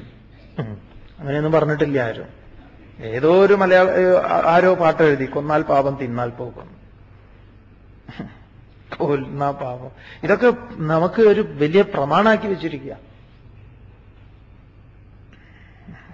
അതുകൊണ്ട് ഏതാം ദൃഷ്ടി, അവർക്ക് അങ്ങനത്തെ അത്തരത്തിലുള്ള സൂത്രങ്ങളൊക്കെ ഉണ്ട് കേട്ടോ. അവരുടെ മഹാവാക്യങ്ങളാണ്. തത്വമസി അഹം ബ്രഹ്മാസ്മി പോലെയുള്ള ഒരു മഹാവാക്യമാണ് കൊന്നാൽ പാപം തിന്നാൽ തീരും എന്നുള്ളത്. ഏതാം ദൃഷ്ടിം അവഷ്ടഭ്യ, ഈ അഭിപ്രായത്തെ ആശ്രയിച്ചിട്ട് അവരുടെ അഭിപ്രായങ്ങൾ എന്തൊക്കെയാ? യാവത് ജീവേത് സുഖം ജീവേത്, എത്ര കാലം ജീവണ്ടോ അത്ര കാലം സുഖമായിട്ട് ജീവിക്കണം. അതിനെന്ത് വേണം? ഋണം കൃത്വ ഘൃതം പിബേത്. ഇതൊക്കെ ഓർമ്മയുണ്ടല്ലോ അല്ലെ? അസുരന്മാരുടെ മഹാവാക്യങ്ങളാണ്. കടം മേടിക്കുക, കടം മേടിക്കാന്നല്ല, ക്രെഡിറ്റ് കാർഡ് കൃത്വ ഘൃതം പിബേത്. ക്രെഡിറ്റ് കാർഡ് എടുക്കുക, നെയ്യ് കുടിക്കാം. ഭസ്മീഭൂതസ്യ ദേഹസ്യ പുനരാഗമനം കുതഃ. ദേഹം ഭസ്മായി കഴിഞ്ഞാൽ പിന്നെ ആരും ചോദിക്കാനില്ല. അതുകൊണ്ട് കേസ് അപ്പം ഫയല് ക്ലോസ് ചെയ്യും എന്ന് പറയാം കോടതിയിൽ. ഇതൊക്കെയാണ് ഈ വാദത്തെ, ഈ ദൃഷ്ടിയെ ആശ്രയിച്ചിട്ട്, അവഷ്ടഭ്യ ആശ്രയിച്ച് നഷ്ടാത്മാനഃ പറയുന്നത് ഭഗവാൻ ഇവിടെ ആത്മന നഷ്ടാണ്. ആത്മഹന ജനാഹ എന്ന് ഉപനിഷത്തിൽ പറയും. ആത്മഹന്താക്കൾ, ആത്മാവിനെ ഹനിച്ചവർ, ആത്മനാശം വന്നവർ. കാരണം അവർക്ക് സ്വരൂപത്തെ നഷ്ടപ്പെട്ടു എന്ന് പറയും. അവനവനെ നഷ്ടപ്പെട്ടു. അവനവനെ നഷ്ടപ്പെട്ട അവരെങ്ങനെയുള്ളവരാ? അല്പബുദ്ധയ. പേരിന് ബുദ്ധിയുണ്ട്, അല്പം അവശേഷിച്ചിട്ടുണ്ട്. കാരണം ഭഗവാൻ കൊടുത്തതാണല്ലോ, അത് തീരെ അങ്ങോട്ടില്ല എന്ന് പറഞ്ഞുകൂടാ. അവിടെ ഉണ്ട്, തുടച്ചാൽ ശരിയാവും. മനസ്സാകുന്ന ആ കണ്ണാടി തുടച്ചാൽ, സാധനം കൊണ്ട് ഒന്ന് തുടച്ചു കഴിഞ്ഞാൽ ഈ വിശ്വം അതിൽ പ്രതിഫലിക്കും എന്ന് പറയാം. ആ വിശ്വത്തെ പ്രതിഫലിക്കാൻ തടസ്സമായി നിൽക്കുന്നത് താൻ തന്നെയാണ് എന്ന് പറയും. ഭഗവാൻ മുൻ അധ്യായത്തിൽ പറഞ്ഞിട്ടുണ്ട്, അജ്ഞാനം ഏതൊക്കെ തലങ്ങളിൽ നിലകൊള്ളുന്നു, അത് ഇന്ദ്രിയങ്ങളിലുണ്ട്, മനസ്സിലുണ്ട്, ബുദ്ധിയിലുണ്ട്. തസ്യ അധിഷ്ഠാനം ഉച്യത്തെ. ഏത് പ്രകാരത്തില് കനലിനെ ചാരം മറച്ചിരിക്കുന്നു, ഏത് പ്രകാരത്തില് കണ്ണാടിയെ അഴുക്ക് മറച്ചിരിക്കുന്നു, ഏത് പ്രകാരത്തിൽ ഗർഭസ്ഥ ശിശുവിനെ ചർമ്മം മറച്ചിരിക്കുന്നു, ഇതുപോലെ. അപ്പൊ ഇവനൊന്ന് തുടയ്ക്കേണ്ടതുണ്ട്. പക്ഷെ ഇവൻ തുടക്കില്ല എന്ന് പറയാം. അല്പബുദ്ധയ. അതുകൊണ്ട് തന്നെ ക്രൂര കർമാണ, കർമ്മങ്ങളെല്ലാം ക്രൂരമാണ്. ചെറുപ്പത്തിലേ തുടങ്ങും അങ്ങനെയുള്ളത് ചെയ്തികൾ ചെയ്യാൻ. ഭാഗവതത്തിൽ കണ്ടിട്ടില്ലേ? കൂട്ടുകാരെ കളിക്കാം എന്നും പറഞ്ഞിട്ട് വിളിക്കുക, എന്നിട്ട് കിണറിന്റെ വക്കത്ത് നിന്ന് പറയുക അതിന്റെ ഉള്ളിൽ എന്തോ ഉണ്ട് നോക്കാൻ, എന്നിട്ട് ഒരൊറ്റ തള്ള് അതിന്റെ ഉള്ളിലേക്ക്. ചില കുട്ടികള്, ചെറിയ കുട്ടികള്, അങ്ങനെ നിങ്ങൾ വിഷമിക്കേണ്ട, ചെറിയ കുട്ടികൾക്ക് ചില കുസൃതികളൊക്കെ കാണിക്കാൻ ചെറുപ്പത്തിൽ തോന്നാം. അത് അസുരക്കുട്ടിയാന്നൊന്നും പറയണ്ട. ഇനി സന്ദർഭവശാൽ വിട്ടുപോയേ, നിങ്ങൾക്ക് നിങ്ങളുടെ ജാതകത്തിലൊക്കെ ചിലപ്പോൾ ഉണ്ടാവും, ആ അസുര ജാതകം എന്നൊക്കെ പറയും. അസുരഗണം, ദേവഗണം എന്നൊക്കെ. അതൊന്നും നിങ്ങൾ ഇതിൽ നോക്കണ്ട. അപ്പോ എന്റെ ജാതകത്തിലേ എഴുതിയിട്ടുണ്ട് അസുരഗണത്തിൽ പെട്ടതാണ്, അതുകൊണ്ട് ഒരു കാലത്തും രക്ഷയില്ല, അതൊക്കെ വിട്ടേക്കും. അപ്പൊ കുട്ടിക്കാലത്ത് തന്നെ ചിലപ്പം തുടങ്ങും ഇങ്ങനെയുള്ള എന്തെങ്കിലുമൊക്കെ. ചിലതൊക്കെ കുട്ടികളുടേതായിട്ടുള്ള ഇതാണ്, പക്ഷെ എന്നാലും ഒരു ബടാ അസുരനുള്ള സാധ്യതയുണ്ട് എന്ന് പറയാം. അത് നോക്കുന്നത് നല്ലതാ. അപ്പം ക്രൂരകർമാണ, ക്രൂരകർമ്മങ്ങളാണ്. ക്രൂരകർമാണ എല്ലാം കർമ്മങ്ങൾ ഉണ്ടോന്ന് ചോദിച്ചാൽ അത് ക്രൂരമായിരിക്കും. ഒന്നിനും എന്തൊക്കെ ക്രൂരകർമ്മങ്ങളാ ഈ ലോകത്ത് നടക്കുന്നത്. ഇല്ലേ, പത്രക്കാർ പലതും എഴുതാൻ മടിക്കുക, പലതും കാണില്ല നമ്മൾ പത്രത്തിൽ. നമ്മൾ ഈ ക്യാമറയൊക്കെ ആയിട്ട് പോയി നോക്കിക്കഴിഞ്ഞാൽ കാണാം. ഇപ്പോഴൊക്കെ ടി വി വന്നതുകൊണ്ട് വളരെ ഇങ്ങനെ ഓരോരുത്തർ കാണിക്കുന്നുണ്ട് ഓരോരുത്തരുടെ ക്രൂരകർമ്മങ്ങൾ. അല്ലേ, ജയിലുകളിലും അതുപോലെ അല്ലാതെയും ഈ പാവം ജന്തുക്കളോട് കാണിക്കുന്നതൊക്കെയോ. അല്ലേ, ഒരാള് ഈ കരിമ്പൂച്ചയെ കഴിച്ചാൽ നല്ല ശക്തി ഉണ്ടാവും എന്ന് പറഞ്ഞ അത്ര. കരിമ്പൂച്ചയെ കഴിച്ച, എന്നിട്ട് കരിമ്പൂച്ച എങ്ങനെയാണ് കഴിക്കണമെന്നാ, അതൊക്കെ കരിമ്പൂച്ച എങ്ങനെ കെട്ടിയിട്ടാണ് അത്ര. എങ്ങനെ? മരത്തിന്. അപ്പൊ കണ്ടു കഴിഞ്ഞാൽ കരിമ്പൂച്ച ഇങ്ങനെ മരത്തിനെ കെട്ടിപ്പിടിച്ചതുപോലെ ഉണ്ടാവും. അതിന്റെ രണ്ട് കൈ ഇങ്ങനെ മരത്തിന്റെ ഇപ്പുറത്തിട്ട് കെട്ടും, രണ്ട് കാലും ഇപ്പുറത്തിട്ട് ഇങ്ങനെ കെട്ടും. അപ്പൊ മരത്തിനെ കെട്ടിപ്പിടിച്ച കരിമ്പൂച്ച പോലെ. എന്നിട്ട് അതിനെ ബ്ലേഡ് വെച്ച ഒറ്റ കീറലാണ് ഈ തലമുണ്ടേ കൂടെ. അപ്പൊ അത് അങ്ങനെ തന്നെ ഇങ്ങോട്ടേക്ക് പുറത്ത് ചാട്ടും. എന്നിട്ട് അതിനെ ശരിയാക്കുക. ഇങ്ങനെ ഓരോന്നിനെ ഓരോ വിധത്തിൽ ഇങ്ങനെ ശരിയാക്കുക. ഇവൻ ഒരു മടിയില്ല. എന്തെങ്കിലും ഒരു ജാതിയെ കണ്ടു കഴിഞ്ഞാൽ ഉടനെ എടുത്തു മട്ടലെടുക്കുകയായി, അല്ലെങ്കിൽ എന്തെങ്കിലും എടുക്കുക, ഒറ്റയടിക്ക് തല വേറെ ഹോട്ടൽ വേറെ, ജീവനോടെ ചുട്ടുകൊല്ലും. ക്രൂരകർമാണ.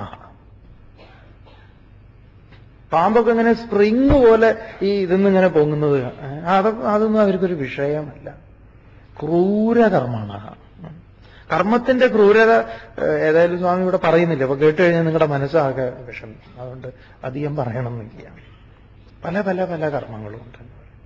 ചില മൃഗങ്ങളൊക്കെ മൃഗശാലയിലൊക്കെ കിടക്കുന്നത് കണ്ടു കഴിഞ്ഞാൽ ആനയെ പീഡിപ്പിക്കുന്നത് കണ്ടിട്ടോ. ആനയ്ക്കൊരു ചങ്ങലയുണ്ട് ഇപ്പം. എങ്ങനത്തെ ചങ്ങലയാണെന്നറിയോ? ആ ചങ്ങല ഇട്ട് കഴിഞ്ഞാൽ ആ ചങ്ങലയിന്ന് ഉള്ളിലേക്ക് മുള്ള്, അത്രയും ഇതായിട്ടുള്ള മുള്ള് എന്ന് പറഞ്ഞാൽ സാധാ മുള്ളൊന്നുമല്ല, നല്ല ഇരുമ്പിന്റെ ഉരുക്ക് പോലത്തെ സാധനം. അതൊന്നങ്ങോട്ട് നീങ്ങിക്കഴിഞ്ഞാൽ അത് അവിടെ നിൽക്കും. അങ്ങനെ പഴുത്തിട്ടെല്ലാം കൂടെ എത്ര ആനകളുടെ പടം ഇങ്ങനെ പത്രത്തിൽ വന്നിട്ടുണ്ട്, പഴുത്ത്. പിന്നെ ഒരു വിധത്തിൽ അതിനെ ഒന്നും ചെയ്യാൻ പറ്റാത്തൊരവസ്ഥയിൽ. അതിനെ ചെയ്യുന്ന ദ്രോഹങ്ങൾ എന്തൊക്കെയാ? കാതിന്റെ ഇവിടെ വെച്ചിട്ട് ആ കുന്തം കൊണ്ട് ഇങ്ങനെ അതിനെങ്ങനെ നിലക്കി നിർത്തുന്നത്. അതിലൊക്കെ നമുക്ക് പങ്കുണ്ട് കേട്ടോ. കാരണം ഇതിനെങ്ങനെ ഈ ആനപ്പുറത്ത് എഴുന്നള്ളിക്കുമ്പോൾ നമുക്കിത് കാണാൻ വേണ്ടിയിട്ടാണ്. അങ്ങനെ പല ക്രൂരകർമ്മങ്ങളുണ്ട്. കുട്ടികളോട് ചെയ്യുന്ന ക്രൂരകർമ്മം അത് വേറെ, അല്ലേ? ഭിക്ഷാടനത്തിന് വേണ്ടിയിട്ട് അത് ഇത് എന്നൊക്കെ പറഞ്ഞു. ഇനി നമ്മൾ നമ്മുടെ സ്വന്തം കുട്ടികളോട് ചെയ്യുന്നത് മുതൽ അതുകൊണ്ട് അങ്ങനെ നീണ്ടുപോകുന്നു എന്ന് പറയാം. അഹിതാഹ, ഹിതമില്ല. അഹിതാഹ എന്ന് പറഞ്ഞാൽ ശത്രുക്കളായിട്ട്, ഒരാൾക്കും ഹിതം വരാത്ത കർമ്മങ്ങൾ ചെയ്തുകൊണ്ട്. അഹിതാഹ ജഗതഃ ക്ഷയായ, ലോകത്തിന്റെ നാശത്തിനായിട്ട് പ്രഭവന്തി, ഇവർ സമർത്ഥന്മാരായിത്തീരുന്നു. ഇവരുടെ അജണ്ട ലോകത്തിന്റെ നാശമാണ്. അതിൽ തന്റെ നാശം കാണുന്നില്ല. തന്റെ നാശവും കാണും, വേണമെങ്കിൽ അവര് സ്വയം ബോംബാവും എന്ന് പറയാം. അങ്ങനെയാണ് അവരുടെ ട്രെയിനിങ്. അവർക്ക് ബോംബാവാൻ വിഷമില്ല, അതുകൊണ്ട് അവരെന്തും ചെയ്യും. ഇതൊക്കെ ആസുര പ്രകൃതികളാണ്. ഇങ്ങനെയുള്ള ഈ ആസുര പ്രകൃതികളോട് നമ്മുടെ സമീപനം എന്താണെന്ന്, നമ്മളെന്താ വേണ്ടത് എന്നൊക്കെ ഉണ്ട്. ആസുര പ്രകൃതികളുടെ ഇടയിൽ പെട്ട എങ്ങനെ വേണം? ഇത്തരത്തിലുള്ള ആസുര പ്രകൃതി നമ്മുടെ ഉള്ളിലുണ്ടോ? പ്രകൃതം പലപ്പോഴും നമ്മൾ ഇങ്ങനെയുള്ള വിവരങ്ങളൊക്കെ ഈ വല്ലവരും ഇപ്പൊ ഈ ഒരു വാർത്ത നമ്മൾ പത്രത്തിൽ വായിക്കുന്നു. പത്രത്തിൽ വായിക്കുന്ന സമയത്ത് ഒരു കുടുംബത്തെ കൂട്ടത്തോട് കൂടിയിട്ട്, അതാ ഈ കഴിഞ്ഞ ദിവസം കണ്ടില്ലേ, ഇന്നിപ്പോ വാരാണസി അവിടെയൊക്കെ നടക്കുന്നത്. ഇവനെയൊക്കെ കിട്ടിയാൽ പലരും പറഞ്ഞ് നമ്മൾ കേട്ടിട്ടുള്ളതാണ്. പണ്ട് കേട്ടിട്ടുള്ളതും നമ്മളും ചിന്തിച്ചിട്ടുള്ളതാ. ഇവനെയൊക്കെ കിട്ടിയ വേണ്ടത് എന്താണെന്നറിയോ? തൂക്കിക്കൊല്ലണം എന്ന് ആദ്യം പറയും. അപ്പൊ ഒരാൾ പറയും തൂക്കിക്കൊല്ലരുത് എന്ന് പറയും. പിന്നെയോ ഇഞ്ചിഞ്ചാക്കി കൊല്ലണം. അതെങ്ങനെയത്? അങ്ങനെ ബ്ലേഡ് കൊണ്ട് ഇങ്ങനെ വരയിടണം, എന്നിട്ട് മുളക് പൊടി തേക്കണം. ഇവർക്ക് നല്ല പരിചയമാവും ഈ മത്സ്യം ഇങ്ങനെ വറുത്തിട്ട് മുളക് പൊടി തേച്ചിട്ട്. അതുപോലെ തന്നെ പറയാം. അതുപോലെ എന്നിട്ട് അവൻ അങ്ങനെ കിടന്ന് പെടയണം. അതാണ് കോടതി അവന് നടപ്പാക്കേണ്ട ശിക്ഷ. പറയുന്നത് ആരാണെന്നറിയോ? നമ്മളും അവനും തമ്മിൽ വലിയ വ്യത്യാസമൊന്നുമില്ല. ഓർത്തുമില്ല. ഇത്തരത്തില് ക്രൂരകൃത്യങ്ങൾ ചെയ്യുന്ന ആരെങ്കിലുമൊക്കെ എന്തെങ്കിലുമൊക്കെ കൃത്യങ്ങൾ ചെയ്യുന്ന സമയത്ത് ഒരു ഗീതാ വിദ്യാർത്ഥി എന്ന നിലയിൽ നമ്മുടെയൊക്കെ മനസ്സിൽ വരേണ്ടുന്ന ചിന്ത, അവന്റെ എന്തോ അജ്ഞാനമാണ് അവനെ കൊണ്ട് ഇങ്ങനെ ചെയ്യിക്കുന്നത്. അവന് ജ്ഞാനപ്രധാനമായിട്ട് എന്തെങ്കിലും ചെയ്യാനുള്ള ഒരു പദ്ധതി, അതാണ് നമ്മൾ ആലോചിക്കേണ്ടത്. അല്ലാതെ മുളക് പൊടിയും ബ്ലേഡും അല്ല. മുളക് പൊടിയും ബ്ലേഡും പ്രശ്നത്തിന് പരിഹാരമല്ല.